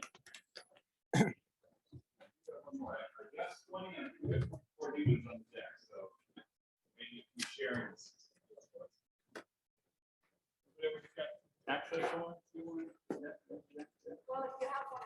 One more. One more there. All right. Okay, great. Great.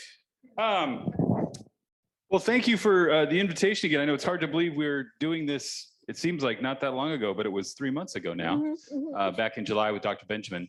And so I was asked to sort of take the next step with you. And I've had some time in these last 3 months to speak internally with my team. Dr. Murillo and I have spent a little time here talking about what's possible.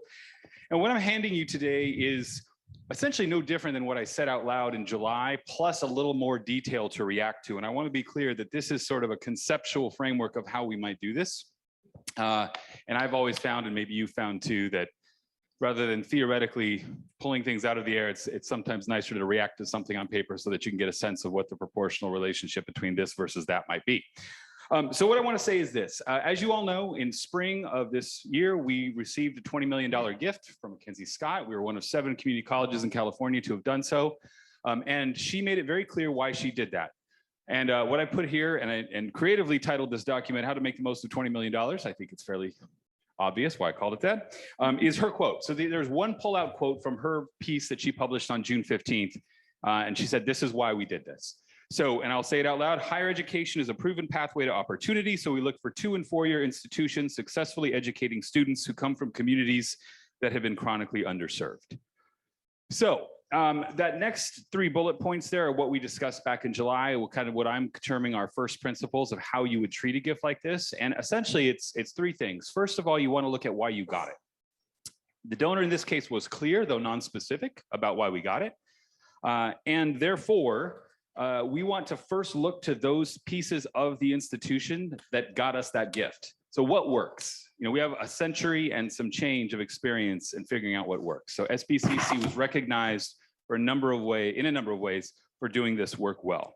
I would secondly remind you that I know many in the institution are very, very much accustomed to how you work with a federal or state grant. And I'm here to say again, philanthropy is 180 degrees from that. This is money that you don't want to spend down, certainly don't have to spend down. And in fact, it's one of those rare gifts that you have incredible flexibility with. And I will strongly advocate for investing the vast majority of it for long-term revenue. Because once it's gone, and you're not, I'm gonna tell you right now, and as a proud and relatively successful fundraiser, we're not gonna get another one of these during the time that I'm here. Or probably my predecessor, or probably our successor, or the next successor. So these are just really rare. We're getting there, and this is the beginning of a good stream, but think about this as a out of the blue moment, because I think you'll get the furthest with it if we consider it that way. And if everything goes well and we get 3 more next year, I'm into that. That's great. But in the meantime, let's assume we're not, and talk about how we can make use of it. The 3 areas then that I outlined are, again, the same things we talked about in broad terms back in July. 1, in the spirit of why we got the gift in the first place, let's look at those specific programs and areas of work that have a proven track record. And again, this is where the data that you've been looking at today and the long-standing need for more and better and clearer data comes in. We know some things about what works and what doesn't. And so for those that we know work, we also know that this institution has a long history of doing some brilliant things on small experimental levels and then having a real challenge about generalizing those working principles out to the larger population of students. This is an opportunity to take some of those and do that. It's also an opportunity to take some of those and make sure that they are stable for the long haul, because one of the things that many people may not know that we on the foundation side probably know almost instinctively is what comes to us as a request. So we know the areas that are chronically underfunded by the college. We know the programs that never quite have enough from the public sources, and that's why that partnership has worked so well. And so I think we can talk about some of those areas and what is easier or harder to raise money for, and what it has something readily available. So the examples in that first one, I would say the Promise, EOPS programs, especially those bridge programs, Basic Needs Center, some of the newer work with CESJ, Dream Center, Umoja, The Well, some of those kinds of programs might be things to focus on. The second priority area are those areas where the brilliance of our faculty and staff has long been recognized. People have long said, we know what to do. We study this stuff, we experiment with it in our own classrooms, but when push comes to shove, there's the reason sometimes we can't get something moving is lack of resources. That's not always the reason, and money isn't always the answer to every question. But in the cases where it is, here's a chance to move something forward that you've long wanted to do, that you've crafted the plan for, that you started and had to stop because there was no follow-up resource. And in this area, I called out a few things from our perspective. This would be things like first-year experience courses. This has been talked about since long before I was here. Every year since we launched the Promise, we talked about, could we do this? I couldn't tell you why we haven't, but I know we haven't. And this might be one of those things to nudge that forward. Another would be taking a look at embedded tutoring. This is something that Dr. Maria had called out to me as an example. And again, I remember having this conversation. In fact, I found my notes in my office this week from, I think, 4 years ago when AB 705 was on the way and we were talking about what could we do. This could be something that we could use it for. Improve cultural competency in various services, sustainability programs. This is another one that I have a visceral reaction to. I remember sitting with Vice President Moss and her team and a broad committee of folks trying to upgrade our sustainability plan. And it's great. And there it has sat ever since, being great. And so this is one of those areas where there's so much we know we could do, but there's nobody in charge of that. There's nobody who specifically has the job of saying, let's move that forward. It lands under Lindsay's roof, but I know she's mentioned to me all kinds of things along the way where there's been something, gosh, I wish we could just do that. And so this is something we could possibly do that with. And then finally, basic needs support, which everyone understands is being wrapped in more and more to what we do as a college and absolutely has to be. And so that's long been a conversation. The third priority area are sort of a catch-all of other things. And this is where I said those sort of chronically underfunded programs and pieces of the college might fall. So the things that we constantly are asked to help make sure that they don't go away. We could make sure that some of these dollars would be dedicated in perpetuity, make sure they never have that problem again. So dealing with the ebbs and flows of what the public funding streams do, there are certain things you could make sure we're solid. You could also take a look at an emergency fund. One of the nicest things you can do with major unrestricted gifts is leave some for the next person, because those emergencies, when they come, you don't have time to go fundraise around them.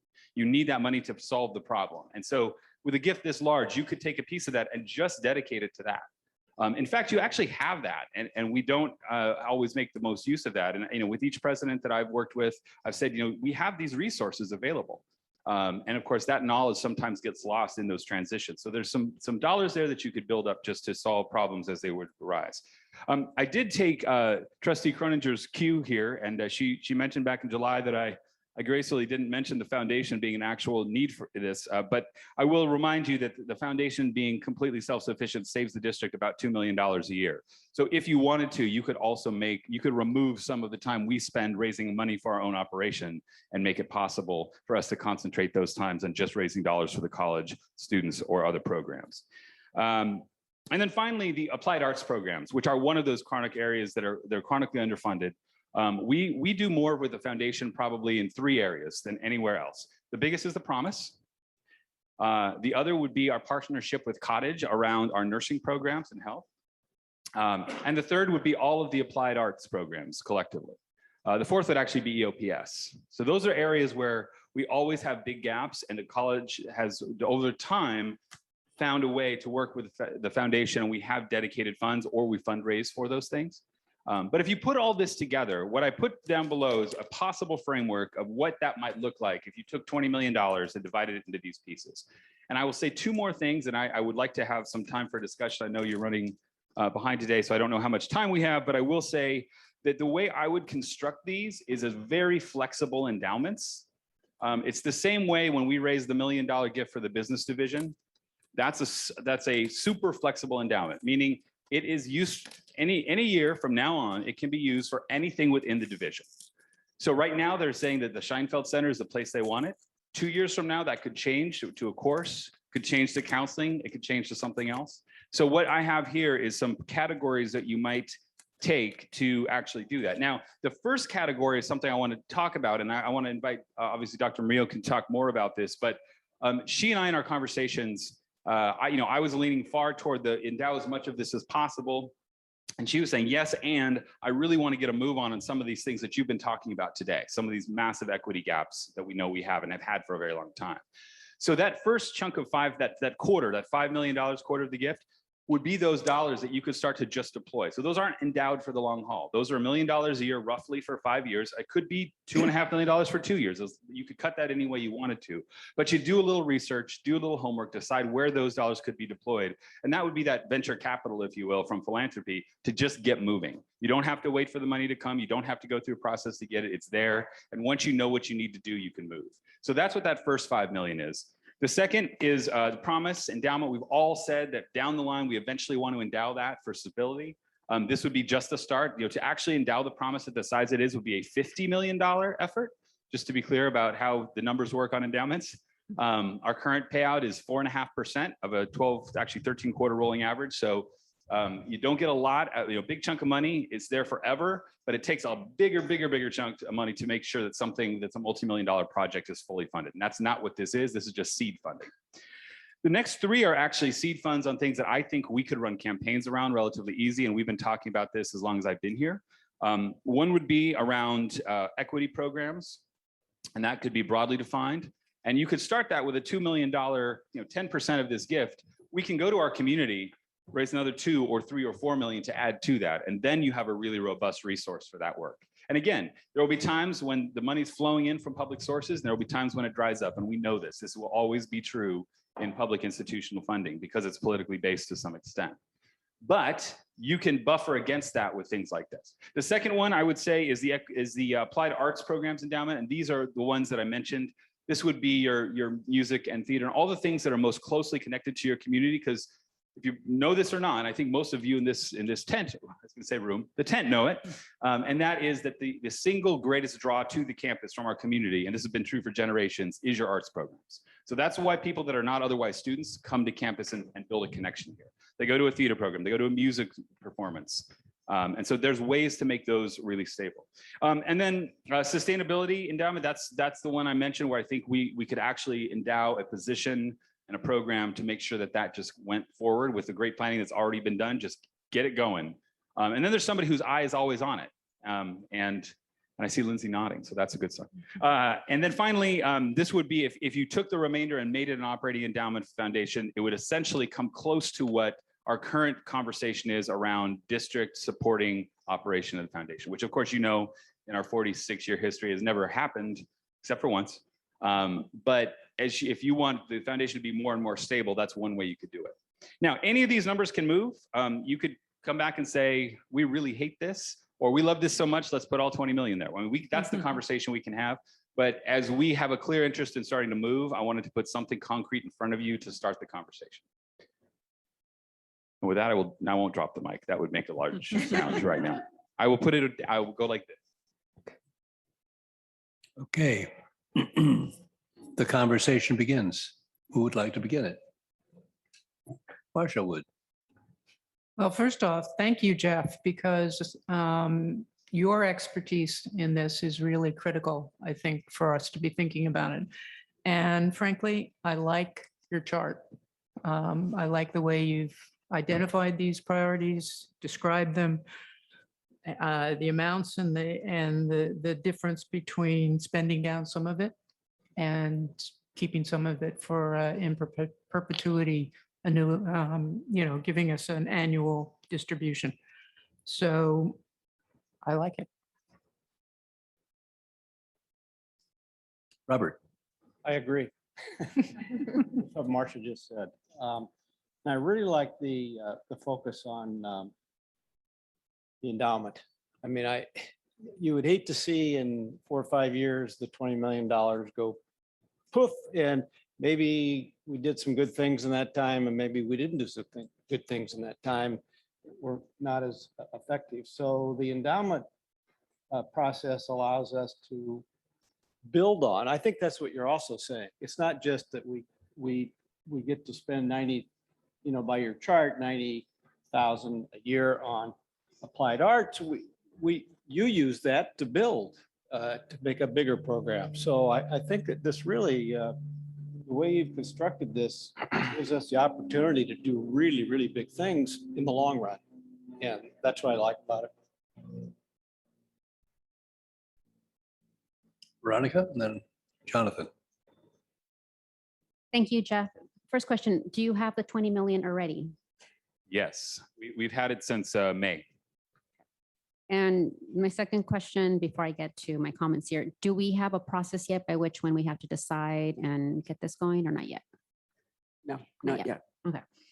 So because the quote reads higher education is proven pathway, we looked for 2- and 4-year institutions successfully educating students, meaning they look for schools that were successfully doing it. So we're already successfully doing a lot of this. And so I think this goes back to my original comments of some of the strengths we have in our programs. So when I look at priority area, I don't want to limit it to where it says should first ensure that those existing programs, I want us to think broader and do it in a way that we're impacting teaching and learning that captures our entire mission. Because what I found from teaching is that when you do teaching really well and you really think about students, your most vulnerable students or special populations like GATE or honors, you end up elevating teaching and learning for everybody. Because when you're teaching in honors or AP courses, it's really good teaching. When you're teaching with students with special needs or your students that are struggling to read, you have to do some of the best teaching. So when you do that for the 5, 10, 15, 20%, you end up impacting teaching and learning for the 100%. And I think that Santa Barbara City College, because we have such a diverse mix of students and students that are going to need more or less, when I think of the work of Pam Gunter and the math department and Kathy Malloy's work, these were all like boutique programs that from the days of Lori, we knew were really expensive, but they worked well and they worked for everyone. And so we always thought about how can we scale this? How can we scale this? Well, here we have $20 million that we can actually say we know what worked. So I don't want to limit it to existing, where it says existing programs. I want it to be broader to something that's going to impact teaching and learning. Keeping in mind what I said, when we're looking at our Black African American students, 560, like we're just going to get that done. That's a no brainer. We're obviously going to do that and do it in whatever fashion we need. When it comes to improve cultural proficiency, as you guys know, I don't know what that means. And I don't want that to be a code word for critical race theory. And if it is, let's just say it and be done with it. But I would need to that clarified just so that we're all clear on what's going on with there. I definitely want to put money aside for the promise. I think that has been such an amazing thing in our community. And then a lot of the research has shown people don't really know what equity means anymore because it's just thrown around so much. I think the latest research I read, they said they liken it to aloha. That is just like, oh, is it good morning, good afternoon? We don't know. So if it's going to be some equity program endowment, I think that's going to be requiring some fleshing out. But really, I want it to have the biggest impact to elevate teaching and learning for all of our students. And I will, if I had my choice to focus, I would definitely say nursing. I want to see nursing downtown over by Cottage. I think we should take that entire campus and revamp it. There's just no way. I spent a lot of time in the Bay Area during the pandemic looking at these amazing hospitals and partnerships with their community colleges and their Cal States. It's already there. And with the partnership we already have with Cottage, I think we need to move our entire nursing program over to that campus and just revamp that whole area. It's time. So And then to Jonathan's point, I think with the earlier, I think you had mentioned the childcare. We've got to revamp Orphala. So when we think of addressing all populations, preparing kids at the earliest age, impacting workforce, we've got an amazing center. And I keep saying Orphala because the child that I met 20 years ago, I would pick her up because she was a single mom and I would drive this little girl up the hill to take her to school, but it's Kinko's back then. There's opportunities like that. So when I think of this, I don't want us to just think of like the things, the little programs we have now and okay, good, let's keep those going. Let's think big because this is Santa Barbara. And as you know, Jeff, people here give or they go big or go home. So thank you. Can I comment on a couple of those things, Veronica? I think, yes, I would say to most of that. What I want to remind us all of is there are certain parts of the campus that have incredible resources already. And actually, the nursing program is one. We probably are given more support for nursing than any other part of the campus. In fact, we have a scholarship base now that my concern is, can we actually use it all for nursing? So, and it's been restricted to scholarship. So what I try to do with some of these is look at those areas where we don't have it. DSPS is another area. They have now 2 massive endowments that have come to the foundation, and we've been able to tell the leadership there, basically whatever you need, we have it. And so there's areas like that, and of course giving is uneven and it's not matched strategically with where you all want to go. And so what I was trying to do with these is look at those areas where you actually can fill some of the gaps or be really flexible. And I think to your point about blowing up what are these smaller successful experiments, that first 5 million is sort of the spirit of what we're thinking there, is that's the money to go big. And of course, ultimately, if these start to work, you then have to figure out what's the backup resources, because that's not endowed money. But you know, there's evidence of where the state's going from time to time. There's evidence of where giving is going, and I think there's ways to match those. So I appreciate all that, but that's sort of part of the flexibility baked in here. That's not for a particular program, is intended to serve that which you just identified. So that what's needed next year is not the same as what's needed in 2030, and we know that'll be true. We just don't know how it'll be true. So. Okay, Jonathan is next. Yeah. So thank you, Jeff, for putting this together. It's always good to have like an actual proposal to start saying, I'll change this or adjust that. Me too. The first thing on the 5, I would say the 5-year is too long and maybe it should be like 3 years. And I would say the focus on that should be to eliminate the gaps that we saw earlier aggressively. And also that drives our student-centered funding formula. So we'd be making money off that money. And I think it should need specific goals. I wouldn't want to just give people, no, here's $100,000 for a program to do X. It's like, here's a program, here's $100,000 for a program to reduce the achievement gap here by 5%, like the disproportionate impact. We're going to reduce that by 5%. That's our actual goal here, not just, oh, we're just going to create a new program. Because you can create lots of awesome programs, but I don't want it to just be too open-ended, like, oh, experiment and do anything. It should have an actual goal. Like, we are going to help Black students with course success and increase by 10%. Like, I think it should be that specific. The promise, I think also, you know, maybe 5 million is too much in the promise, and I would favor more the equity program because, you know, what Mackenzie Scott said is chronically underserved people. And I think that, you know, or we can expand the promise or look to make it more diverse. I just, you know, the people who come out of high school and go straight into college are not chronically underserved compared to many others. I mean, some of them are, of course, many of them are, but there's, like we talked about earlier, there's people who didn't go to college, they don't get the promise, so they wouldn't get this benefit, but they might be the most underserved in our district. So if we did that, I'd want, like I've talked to you, Jeff, about this, like we need to look at who more than just the 18-year-olds who graduated high school get the promise, much more. And yeah, equity could increase if that's being moved, but those are my main comments. Okay, Kate. Yeah, just following up on what Jonathan said, I agree. I really appreciate this, and I think you're absolutely going in the right direction. The only thing that I would say is that tying it to, we have a number of either board goals or strategic plans, but tying it specifically so that the goals are more smart. Even things like, because I love this applied arts program endowment, and when you talk about it in terms of community engagement, well, that's a board goal, and it could be measurable in the sense of like how many people are we pulling onto campus, and are we able to increase that over time by using this money Are we increasing engagement with the community? I really think that we could measure that. So I think you're absolutely headed in the right direction. And I think that, I look forward to seeing what our leadership team and your leadership team, what you can synergize together. But I'd love to see something that really lays that out. Anna. Thank you. Jeff, thank you so much. This really is quite helpful. And as you were talking, and I particularly love the possible framework.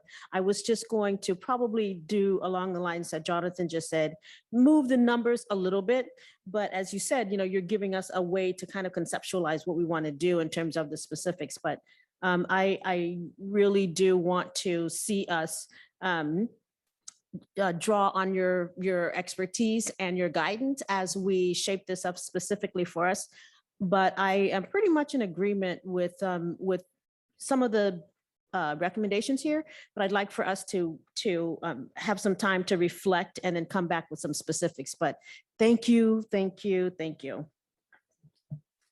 My question would have to do with flexibility. To what extent is whatever we say yes to poured in concrete? That's a great question. Let me kind of respond to the collection of the last few speakers plus that, because I think, my goal is always going to be, I like to think of philanthropy and the use of gifts as in the really long term.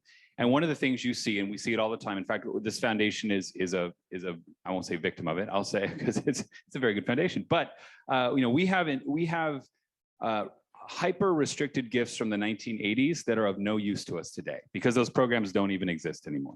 And we have scholarships that are named scholarships. They are very tiny. They spin off $250, and it takes far more than that much staff time from both the college and the foundation to even move that money. So I don't ever want to get us stuck into something that a generation from now will seem either superfluous or not useful. And so the flexibility is intentionally going to be broad. I will say another thing, and most of you I know this, but this donor gave this with zero restriction, which means any creation of an endowment is a policy level decision by your board and mine. And so when we agree upon that, that is for whatever time we all agree upon it. And if 5 years from now, we clearly say, that is going away, or there's now permanent funding for that somewhere else, we can move those dollars. So there is no legal parameter outside of our own decision restricting us. And that's another wonderful thing about this gift. That's why this is, in many ways, the highest form of philanthropy. And we get unrestricted gifts every year, just that we don't usually get them at this size. And so that's the answer to the flexibility piece. I think to the point about how, what's the strategy and how specific, part of the foundation's job is to take a step back on that work. And I'm always really clear with my board that they don't run the school. I don't lead the school, I lead the foundation. And we're partners to the institution. And so the strategy making and the decision making around exactly what pieces, that is your leadership team. And this is where Dr. Murillo has been very clear with me about here's how I would approach this. I don't want to speak for you, Dr. Murillo, but when we get to that point, we have a lot of leadership in this college that is ready to say, here's how we'd figure this out. And we would be right there with you saying, that's great. Let's figure that out. So, and there's no time pressure is the other thing to know. Again, so I know some people think, oh my gosh, I have 12 months to do this. It's not one of those grants or gifts. It's do it when it's right. And if that's tomorrow, great. And if that's in 6 months, also great. You just have to decide how you want to deploy those resources. The 5-year time frame and the $1 million, you can tell just by the roundness of those numbers. Those are a little bit out of the air. We wanted to make them large, impactful, but not prescribed to the extent that you may find out that what you really need is $734,000 in year one, 1.7 million in year two, and whatever it may be, and that's fine. There is no restriction on that, and that's the other good news about it. But what we would do is we would manage the 15 million. This is the technical side of it in our long-term portfolio. So that's when we manage an endowment, we have a particular strategy of investment to make sure it always stays and grows over the long haul, and that's what we do with that 15. With the 5, we would not do that. And I can tell you today, just by sheer chance, 15 has already been moved in. When you have a big gift like this, you tend to move it in pieces because you can't time a market. And of course, we've been in a crazy investment market. So we moved half of it in when we first got it in June. We moved another quarter by the end of this next quarter in September, and 5 million of it is still sitting in a short-term investment, which is sort of like a mutual fund, think of it, or a money market fund, really, think of it that way. And so those dollars can be moved back and forth as needed. But if we keep, say roughly 3/4 as a permanent endowment strategy, that's where that would stay. And then the other 5 would move quickly. If you decide you don't need all 5 of those in the next 2 years, I would say, well, great, we're going to move those in to let them grow a bit. And I can tell you the good news is they already have grown. I mean, since June when we moved it in, $20 million is a little bit larger than it was. Next year, I might tell you something different, and I hope not, knock on. Whatever. But that's the way that we would manage for it. So I don't know if that answers, Peter. It does. And I really appreciate the chance to have this conversation. And I really appreciate the creativity that's coming from my colleagues, the board members. I heard several times from views that reflects Jonathan's point of making sure that we spend it in an accountable fashion. I think that makes perfect sense. I hear achievement gap as a priority. I mean, if we have these gaps, we know where they are, and we know how to condense or compress that gap. That would be a primary goal of mine. We experimented years ago with a program called Express to Success, and it came about because there was an obvious cry for help. And so we focused resources on that particular problem, and the problem went away. At least it was mitigated to a substantial extent. So I think we should be looking for opportunities like that in collapsing the achievement gap, and then being positively responsible to our commitment to equity and diversity and inclusion. So And there. just speaking, excuse me, I just wanted to say, speaking of achievement gaps, if we can maybe start thinking more of opportunity gaps, because we really do, rhetoric matters and words matter. And so I just wanted to kind of jump in there with that, but that's exactly what we're talking about. The same thing, we're just Well, reframing that. I see them as a little different, but I mean, certainly they're part of the same beast. Right, exactly. But we're not going to create opportunity unless we compress and get rid of the achievement gap. So there. And Dr. Haslam, I would just add 2 things. One is, again, a reminder that I do believe in this seeding endowments and using that to go out to our community and raise more. So by no means are these the ends of the line for these. This is sort of, it's much easier to go out and say to someone, we've got $2 million to seed this. The goal is 5. Will you help us get there? Those kind of campaigns in this community actually tend to work very well. I've long fantasized about what I would call an arts and access campaign. I've got the branding in my brain a little bit here, but taking again those 2 parts, all those applied arts and those community engagement side, and all of the programs that deal around accessibility and equity and achievement. And you could actually create sort of a bifurcated resource base that could be used in really flexible ways over periods of time. And again, those will never be irrelevant. They will never be defunct or, because you've got that flexibility baked in. Sure. And also know that these are not the only resources you have. This is the 20 million. We have, remember, there's 70 other million in the foundation that is already going toward a lot of these things. So these also are meant to work alongside resources already in hand. So. And there's a rumor that those are not designed for salaries for trustees. Marcia? I just wanted to add the kind of discussion you had about fundraising, about a larger goal and a larger program. Let's apply that to sustainability as well. This is an issue along with climate change. I couple it with climate change issues that affect our most vulnerable populations disproportionately. And I hope that kind of program goes beyond just hiring a person to look at our plan, but is a more comprehensive vision of where we could go with community support as well. I totally share your vision on that. Absolutely. This is what I would love you guys to help with this.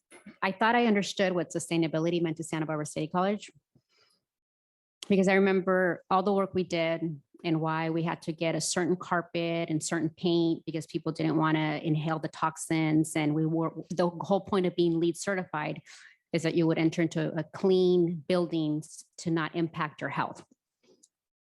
But then we mandated a vaccine that people didn't want to put into their body. So what I don't understand, and I'm not here nor there on this issue, like I said, I get it. I've heard from all folks.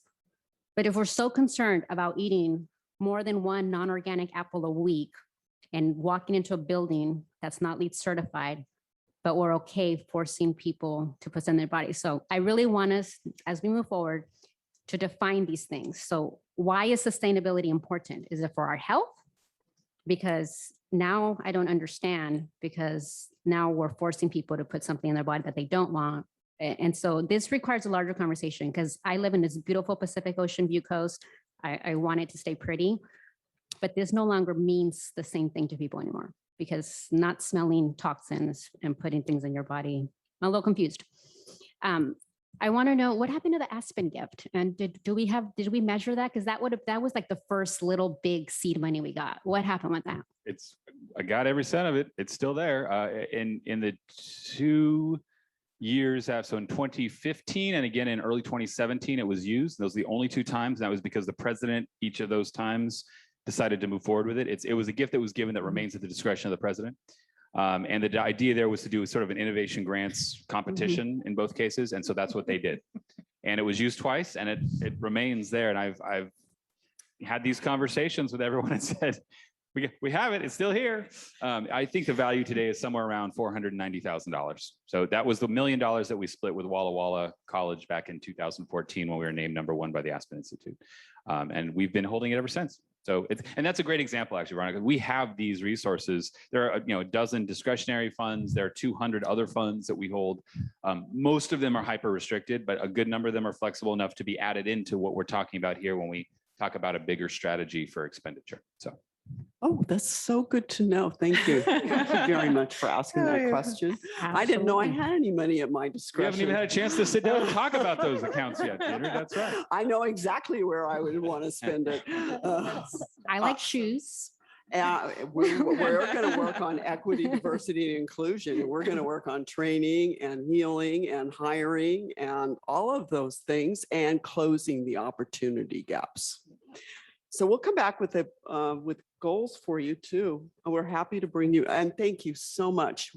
What you said about the SCFF, so many of the things that we could be doing would actually help our overall funding at the college, and closing the gaps, making sure that we are getting our students in, and the underemployed students that are out there, the ones that are older, that need training to get a better job. We need to do that. And that will sustain funding for us. So I really appreciated your comments about the accountability.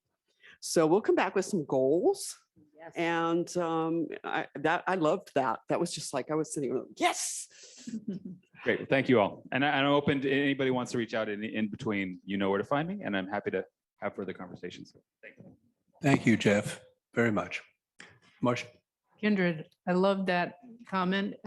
Include in that underemployed or want to move up group our own employees.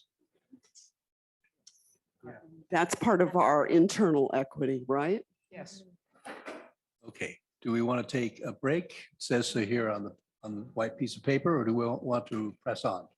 Push through. Finish. Press on. I get that. Okay. One left. We want to talk about the interim superintendent president's goals, how they mesh with our goals, I suppose.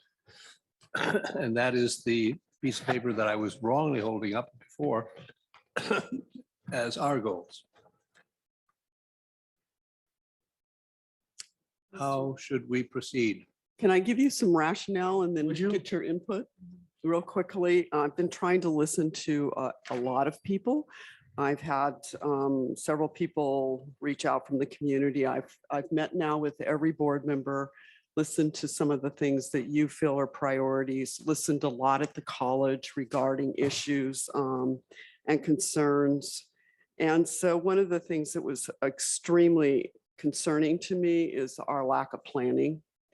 And so one of the areas I really like to see us upgrade is making sure we're updating our strategic plan in a very inclusive way with our community, which I referred to earlier. Kathy and her team are really working on a strategic enrollment plan to stabilize our enrollment and then to grow our enrollment. So that's really important, and also to be effective. So making sure that we're using the taxpayers' dollars wisely, and that we know is an extremely important thing.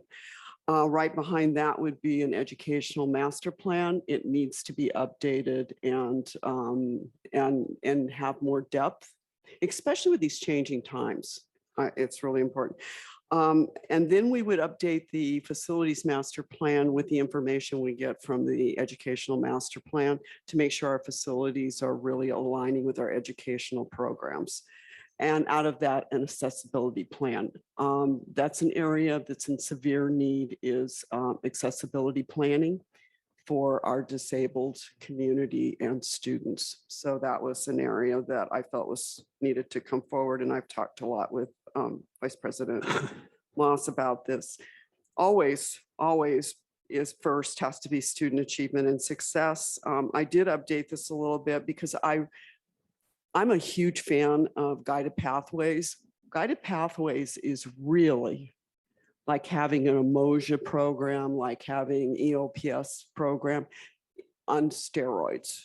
In other words, you're taking all the principles from those programs that help students succeed, and you're scaling them up to the entire college.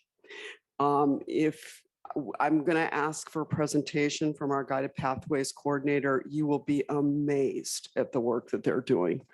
It's just great. So I think we really need to champion that program because it's scalable and it takes all of those good things that we do for students that help them succeed. The other frameworks, we've talked a little bit about that in the McKinsey Scott. There are things we could do that would apply to more. I know, I understand, Dr. Haslund. I'm about to move over there too. Is this whole idea of making sure that more of our students have an opportunity through like either a first year or second year experience program, Guided Pathways, really scaling up those programs. And I've got some experience in that, and it does work. And the issue is you really almost need to have a first year and a second year program, because sometimes what happens is after the first year, they will fall off. So looking at some of those kinds of things. The other piece is really building a culture of belonging through diversity, equity, and inclusion, comprehensive strategies, goals, and tasks, and timelines and outcomes. As I've talked before, this is critical at this point in time in our history. And so making sure we move that forward. Also, making sure that we're really putting students at the center with equity through revised policies and procedures. You guys formed a policy and procedure group. Thank you. I think we need to define diversity, equity, and inclusion and what that means to us as a college. There's about 3 different definitions around the college. So what are we striving for? Just the conversation around that engages people in a way that you start really understanding that we need to be more inclusive. So I think that's something we need to work on. A lot of professional development. I loved what Trustee Gallardo talked about is in the classroom, in the teaching and learning. There are a lot of successful programs around culturally pedagogy and making sure that we're employing the kinds of things in the classroom that really impact our students. So hiring policies and practices, you've already heard about that. And I just talked about culturally responsive teaching. That is an area where we can actually make a huge change in students' lives. I've been part of that and seen it. It's amazing. Financial stability and growth. I know this board is very concerned about that. So we've got to emerge from this particular pandemic stronger. And we know we've got some challenges with enrollment and a structural deficit. I'm very clear on that. So we have to look at that. And then we have to look at the future of work and what we're going to look like, because we really don't know what that's going to look like for our students. What do they really want from us? And I think we've got to open our ears and make sure that we hear and follow the data. Close the structural deficit, right sizing. I like to use the word right sizing. We're doing a study right now, looking at other colleges our size, looking to see their budgets, their FTS, what should we look like as far as staffing. I am concerned about the decline in the faculty. That is a big issue from a perspective of running a strong institution, is making sure that you have qualified, good full-time faculty in your classrooms. So that's something we're going to be probably coming to you with soon.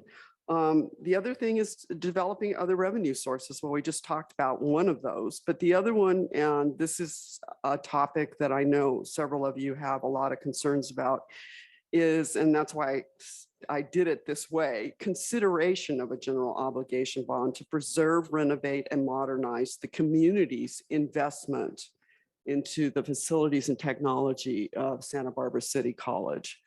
It's important. I know you've been around these buildings and see what kind of condition they're in.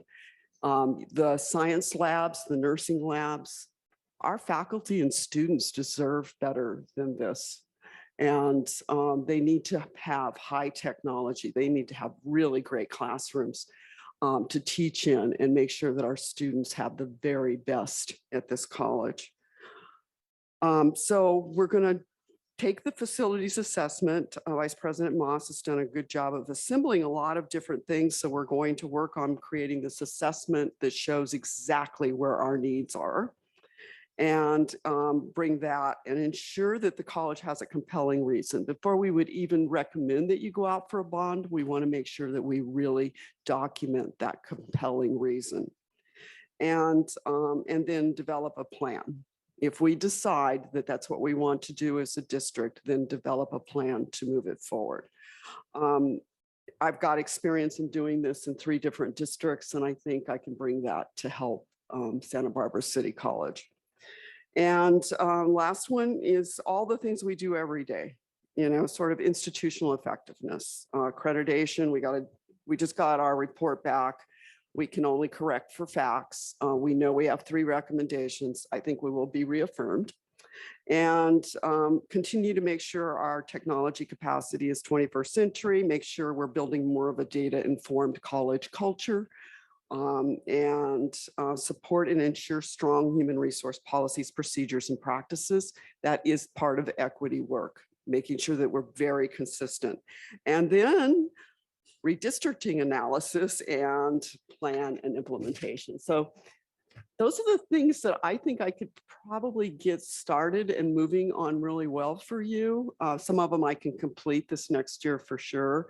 Some of them will just be getting them really firmly planted. So I'm open to, you're the one who's setting my goals. I'm just giving you my thoughts. Thank you. Oops, I don't have a microphone. Okay, questions? Let's see, Anna and then Jonathan. I think Anna or has- Jonathan and Anna.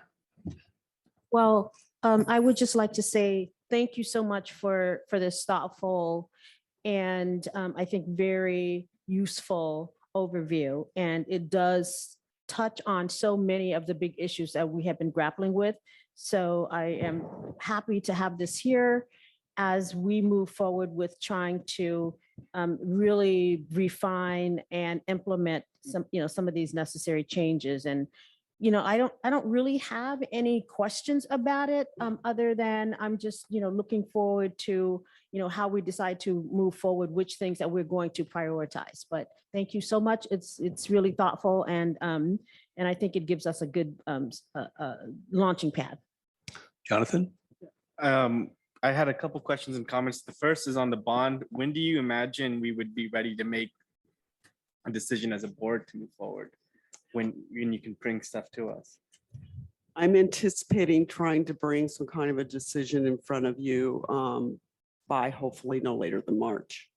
Okay, sounds good. That's what I'm working toward on a timeline, because we need adequate time if we decide to go with it. I've done a bond campaign in 4 months. That's not much fun. So it would be better if you're going to do it longer. And then the redistricting, I know it's maybe too early, but one thing that was brought to me that we should do is having like an appointed committee. That's what the LA Community College District did. So I just heard about that and it sounded like a good idea. It might be extra work to have not us do it, but it opens it up, makes it more fair, I think. And then the last thing, I mean, I love all of these. I don't have any disagreement. Maybe being pedantic is the policies and procedures in resolution 18, we had put anti-racism lens as well. It's almost the same, but not quite. So. Kate? I think these are terrific and you've really read our goals and gotten to know our board well as you put this together. I appreciated the, defining diversity, equity, inclusion as something that would be in your goals and reviewing what we've accomplished on resolution 18. In terms of inclusion, I think a striking thing that I see is how different, like four-year institutions really work hard with their new students to make them feel like they belong at the school, they have pride in their school, and connect the students with each other. And community colleges, because the student body is so disparate and all different age levels and so many, it's fascinating. But I think as a result, many community colleges feel like that there's nothing that they can do to build that kind of connection and community within the student body itself. And I have a feeling that there are some schools that do it really, really well, and that we should be picking up on that to make it so that students feel the Caro pride and are really, feel like they talk about their time at SBCC, and it's not something where they drop it off of their resume and things like that, because those connections were so important to them. So I love the idea that we talk about DEI in a very broad way. In terms of the bond issue, the only thing I would say here is that for number one, there's the facilities assessment. We essentially needed a facilities assessment update because there was a very extensive master planning done and it needs updating at this point. But I would say, I don't know if it's 0 or 1.5, but really foundationally, we need to have some data. I saw Dr. Lenny Ebenstein's email. I have a lot of respect for his opinions around facilities bonds in particular, but it's anecdotal, and he would know if he listens to this that the data is important and that we need to survey because if we have enough information around our facilities master plan to go ask. And if the community says, we're not ready for this right now, then that gives us a lot of direction about, how to pace this and what we need to do to get in a positive location. So I think that needs to happen sooner rather than later. I'm actually trying to, on the timeline I'm building right now, we would try to maybe do survey sometime in late January, February, so that we could bring that to you in March. Yeah, and I've run a facilities bond campaign in 4 months, and you're right, it's not fun.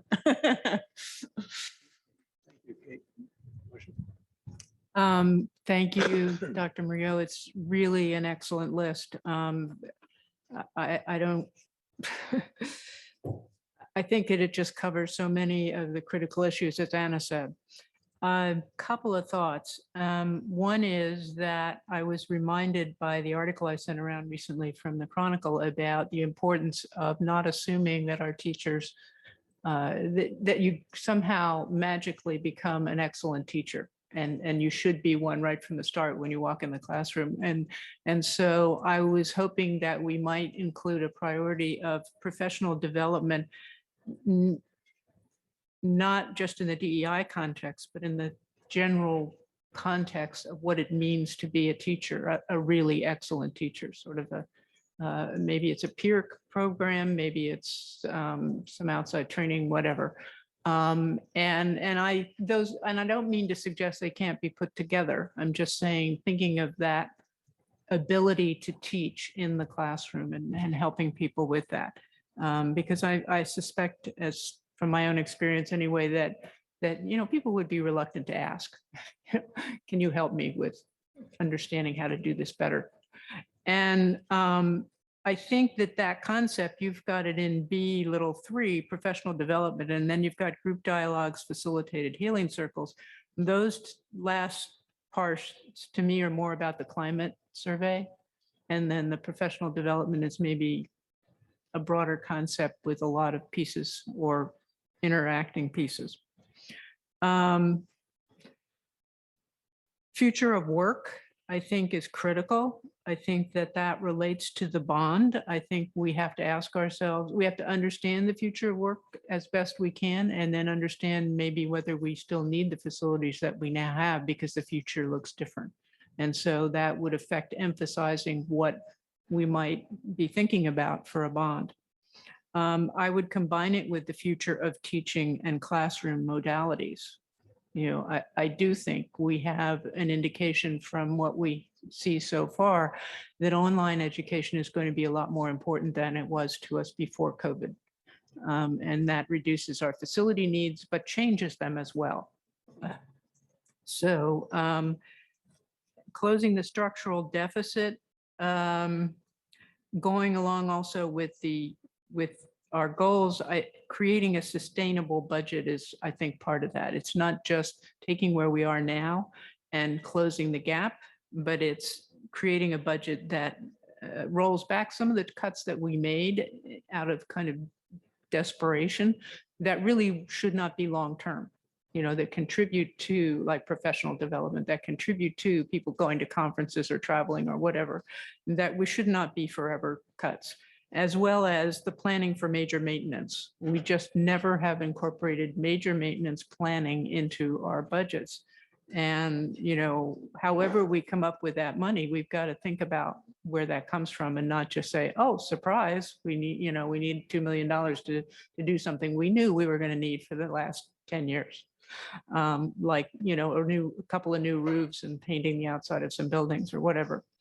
And to return to the bond, the facilities assessment to me means knowing more than we know now about the condition of our buildings. We do not know our seismic situation with regard to a number of these buildings, like this one, which looks very much like the campus center and the PE building. And I think were built at the same time. If they had seismic issues, this probably does, but we don't know that. Other buildings as well. Just this uniform assessment of our buildings, I don't think we have gone nearly deep enough into that question. And I think that's important.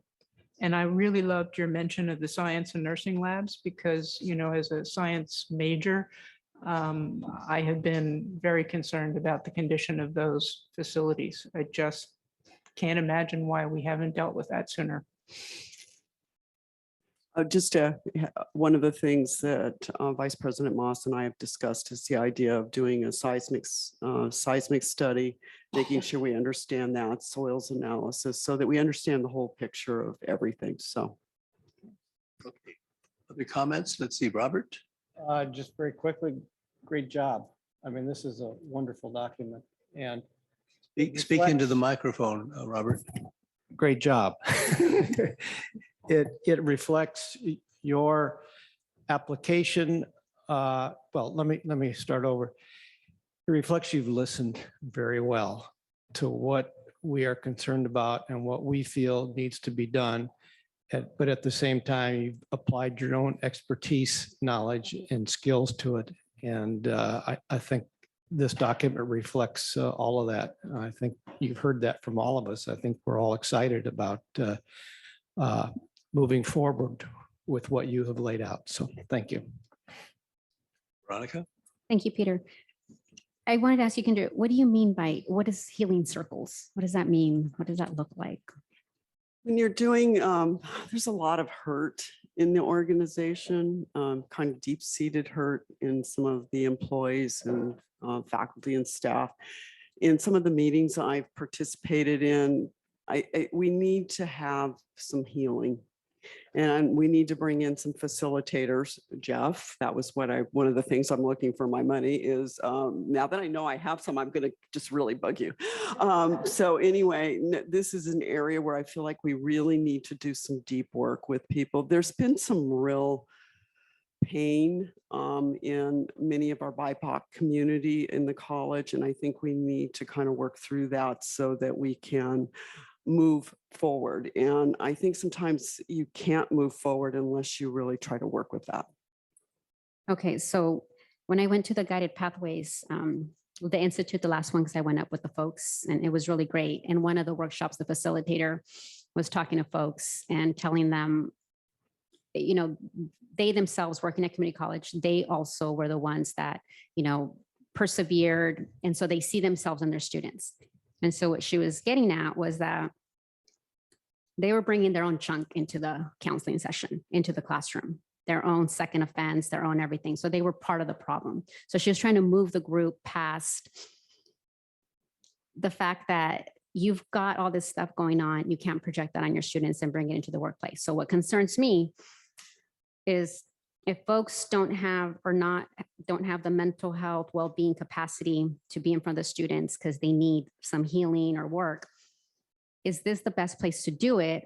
Or should we just utilize our healthcare insurance to get the therapy and the counseling? And I'll tell you, our local districts have done things like this.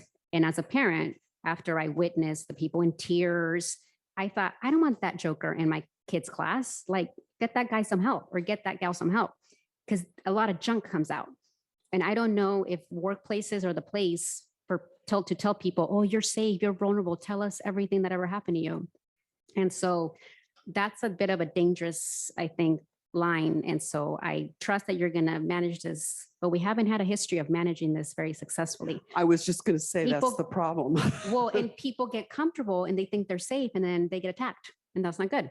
So I just don't know that this is within our purview, and perhaps we should be utilizing our health insurance, all those resources we have so that people can get the counseling and services they need. Because the reality is schools open up this stuff, people talk about it, and you just unpacked everything and dug up people's wounds, and then you want them to get in the classroom with their most vulnerable students. It doesn't work that way. It's been pretty messy. It's been messy at Santa Barbara Unified. It's been messy here. And I just want to put that at your radar, and I trust your wisdom and you'll think about this. And the last thing I just wanted to know, what do you mean by culturally responsive teaching? There's a couple of training courses and books. There's several books on culturally responsive teaching, but it's really training faculty, as was said earlier, about being really good teachers and understanding the impact that you might have in the classroom. So I can just give you an example of kind of one of the ones that we did was we did EEO, we did implicit bias training, we did cultural competence training. And then what we did is we actually had Estella Ben-Simone come in and really talk about the equity scorecard, where what we were trying to help faculty do is understand in the classroom, analyzing your own data, not us coming in and analyzing, but teaching faculty how to look at their data, how to change their syllabi, how to make sure that their materials are culturally responsive, and making sure that we are really trying to reach out to all our students. And I can just give you an example. I had a faculty member come in after doing what we called Advancing Teaching Equity Academy, which had good teaching principles, but yet helped them understand the cultural differences with our students. And I had faculty that would come in and show me their data and say, wow, I had no idea I was impacting my Filipino students this way. And so they changed some of the ways they approached their teaching, and they actually saw a difference in how those students were succeeding in the class. It's really good teaching principles is what it is for a diverse population. Okay, well, and that's good to hear, because that's what I agree with and most people. So it's not critical race theory, dividing people into classes, telling the white kids that they're oppressing their friends. No. Now, I'm talking about what I just said. Pedagogy, good. Yeah. Excellent, because that's what Pasadena City College did. And I think one of the examples was, I read in their syllabus, it said, which aligns what you just said, and the faculty, instead of writing like their late policy, it was like my late policy or whatever, instead of saying my late policy is X, they adapted that syllabus to the culture that that student was living and working in. And so multiple, jobs, riding a bus, so all these types of tracing children. So instead, the late policy said, my late policy is reach out to me within 3 days of the assignment being due and let me know what's going on. And they saw a higher success in completion. So then it wasn't this like punitive, oh my gosh, I'm late. It was I'm adapting my teaching to the culture that you're living in at the moment now. And next semester, your culture may be different depending on what's going on, right? That's a great example. So that sounds excellent, because I think that that's what would just elevate teaching and learning for everybody to help them be successful. In terms of the right sizing structure to meet the student needs, and this has been a politically volatile conversation within the campus, and it's sort of something that lives with you to execute with the wish and all of that. I think it does work in tandem a little bit with this whole idea, because it's under the same topic with financial stability and growth with the bond. So how do you think you can manage the community relations with the right sizing the college, the bond? Because when the bond conversation comes out, as you know, and you've heard from the community in this week, a lot of stuff's going to come out. And I almost would want to separate the two. And I know Trustee Nielsen's still here, and he's long advocated for sort of a community relations. I'm concerned because in the last 9 years, at least that I've been on the board, this tends to consume the president's office. This is a very spirited community that loves their college. And so do you think that maybe splitting it into two so that you can keep the whole right sizing and the wish and all that nitty gritty, that's really operational stuff with looking at classes and what that right sizing is? Or do you think that that the conversation of right sizing and facilities needs to go together out to the community? To me, there's a lot of issues that are going to come up. I just know they are. And I want to help you so that we stay focused and separate the two and perhaps address some community relations issues, build that relationship and that trust before we ask them for more money. And I know you've heard from a couple folks that I know I had reached out to, and they reached out to you. So I think the spirit is people want to help. They want to see the institution thrive. They want to support it. They're not ready now at all, I guarantee you, but they will. So do you think we should separate it and maybe add a community relations? Or is that, you think you want to tackle it all under one umbrella, I guess is my issue. How can I help you do this? Because I want to be out there with you, helping you do this, helping us do this. Can I think about that a little bit and let me, Okay. would you send me maybe your suggestions? In fact, what I would ask is all of the board members send me any specific suggestions. And what I'll try to do is incorporate it. I'm trying to think about this piece with, I want the community to feel like we're listening and hearing what they have to say. And that we're trying to do what's right for students. Yeah. And that's so important in all of this. And I also know that I want the taxpayers in this community to understand we're using their dollars wisely. And I think that is part of community relations, that they know that we are really thinking seriously about that. I think about it all the time. So I want to think about your suggestion a little bit. And if you would, I gave it to you in Word. If you just want to kind of like put what you think might be a good suggestion, I'll take all of your suggestions and bring them to you in the closed session at the board meeting. Okay, that's good. Thank you. Sometimes I have to think about some of this a little. Yeah, it's good. And I think it just, I want us to flush this out so that it's meaningful. And we've learned a lot from, we've all been behind the scenes of all our presidents, so we've learned a lot. And so I know, at least for me personally, I know that there's areas that I can help. And I just don't want us to go down a path where we have been with our previous presidents, because why go there, right? If every president taught us something, every presidency taught us something. So let's take all of that and do better. I agree. Okay. Further comments on Dr. Murillo's set of goals? I hear none. Well, I would like to add a word, because I think you have done a marvelous job of encapsulating what we've been talking about for the past several months, which does suggest to me that the one characteristic that I was looking for, more than perhaps any other, was the ability to just listen. So I want to commend you for coming into this interesting circle of 7 elected volunteers and listening to us all, because there's nobody here who's not worth listening to. Well, maybe one, but I'll take myself out of that. But it takes a lot of very special talent to be able to accomplish that. And you, in my view, at least, you've done beautifully at tackling that. I appreciate it. And with that, we go to the final part of this, which is, from my point of view, the so what phase. So we have now had a substantial portion of the day dedicated to discussions about communications, about future plans, about spending money. What do we take away? What struck you as something worthy of remembering or making a note of coming back to or doing something about? Where did today's experience lead you?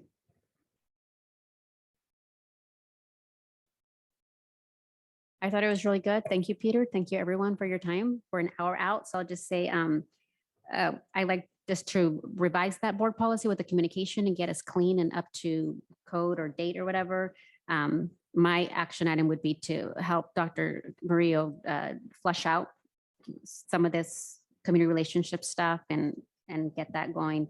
And then I want to get the data and really look at the tangible ways to look at, for example, like our math, the strength, and I guess I kind of did do a SWOT now that I'm looking at it, like what the strengths are of having that math refresher course and how we can get that.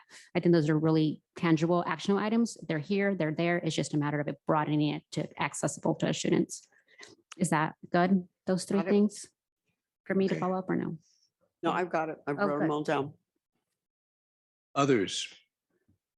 Shall we just go around the room? And you feel free to pass if you'd like to pass. Robert, why don't we begin with you?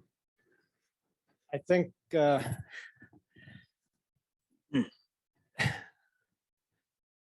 hard for me to summarize what we did because we started out and heard a lot of good informative data from Z, and that told us I think a lot of things that we already instinctively knew, where we need to do work, where we need to make more effort.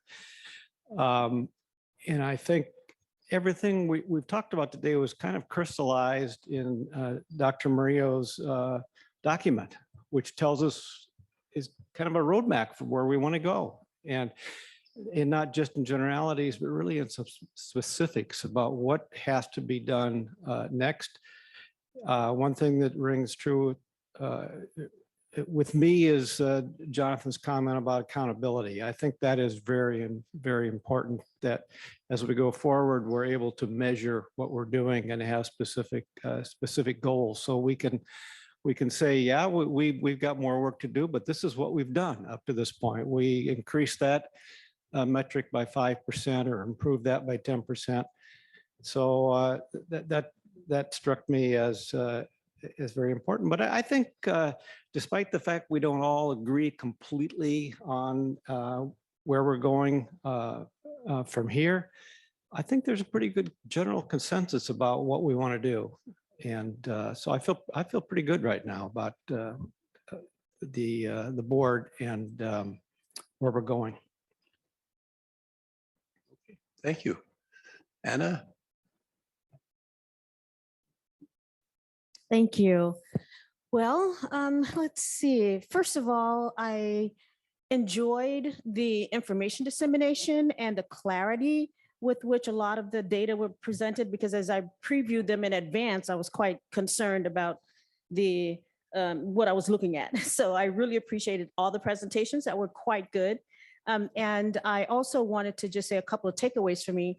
One, I really was, I like the idea of us being thoughtful as we hopefully transition into a post-pandemic life, and the idea of us having our meetings both virtual and a hybrid model. I like how we discussed it and really came to some specifics about what that's going to look like. But I did learn that our need to be mindful of social media communication was a takeaway. So I want to thank Austin for that. And I also like the idea of having these metrics, because we all have a sense of what's happening, but having these numbers, there for us to use as we present arguments was really important. So I want to thank Z for helping us come to terms with some of that. But Marcia's suggestion of bringing back some of those other, elements like the Pell Grants and those kinds of things that can give it a little bit more fullness would be really helpful. So that I think is going to be so important as we go through and argue these positions. I like the idea of having constructive disagreements, because as this movie that I like says, when two people agree on everything, one of them's not necessary. So it's really good to have some debates that are useful and productive. So I appreciate that we don't all agree on everything.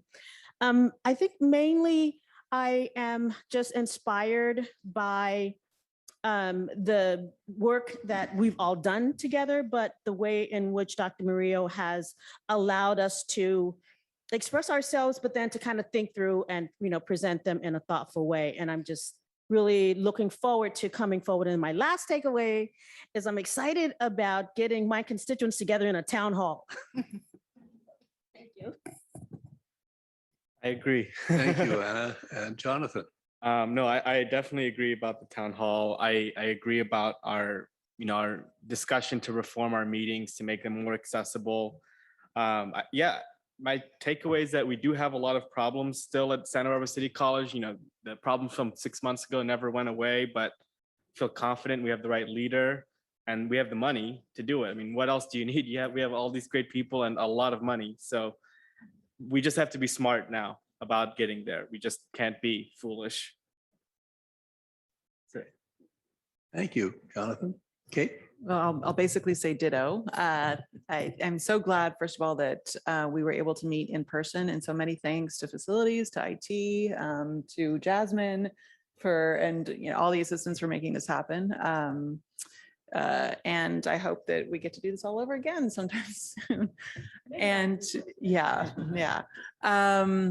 I think it was a great conversation. The presenters were great, really helpful. And I feel like we made some serious progress. And I also think that these last draft goals have been really helpful in kind of pulling together everything that we've been talking about, both in the past and in the earlier part of this meeting. So it was great. Thanks. Well, I agree with what folks have already said. Things that stand out to me include that we're continuing to work on building that data culture you talked about. And I think that's really important, that our decisions do not come out of uninformed spaces, but have a data based where that belongs. And accountability, Jonathan's comment about that, particularly with our $20 million gift, but always accountability. But I have felt on other occasions that we have had quite a chunk of money that we have really not had anything to show for it at the end. And so I really want to change that, and I see us on that path. So I'm happy about that. The emphasis on DEI and opportunity gaps is just excellent. And we really appreciate your expertise, Dr. Murillo, in that. And your goals, just summarized it all, as others have said. So thank you. Thank you. And I want to repeat everything that everybody said. And I guess I just did. So my contribution will be short, but I am aware of something that hasn't been mentioned. I'm aware that this tent did not erect itself, that the microphones didn't just suddenly materialize, and that a whole crew of people, beginning with, is he still there? Oren sitting back here. And I was here a couple of weeks ago just to see the structure and to make sure that the tables were where we could function well. And I just want to say thank you to Oren and his wonderful crew.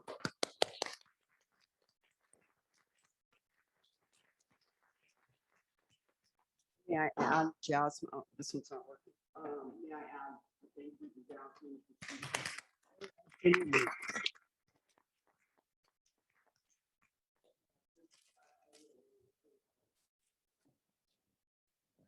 Yeah.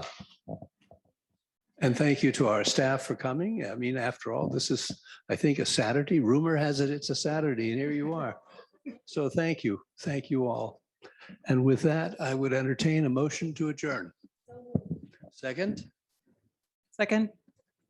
Been made and seconded. All in favor, say, let's go. Let's go. All right.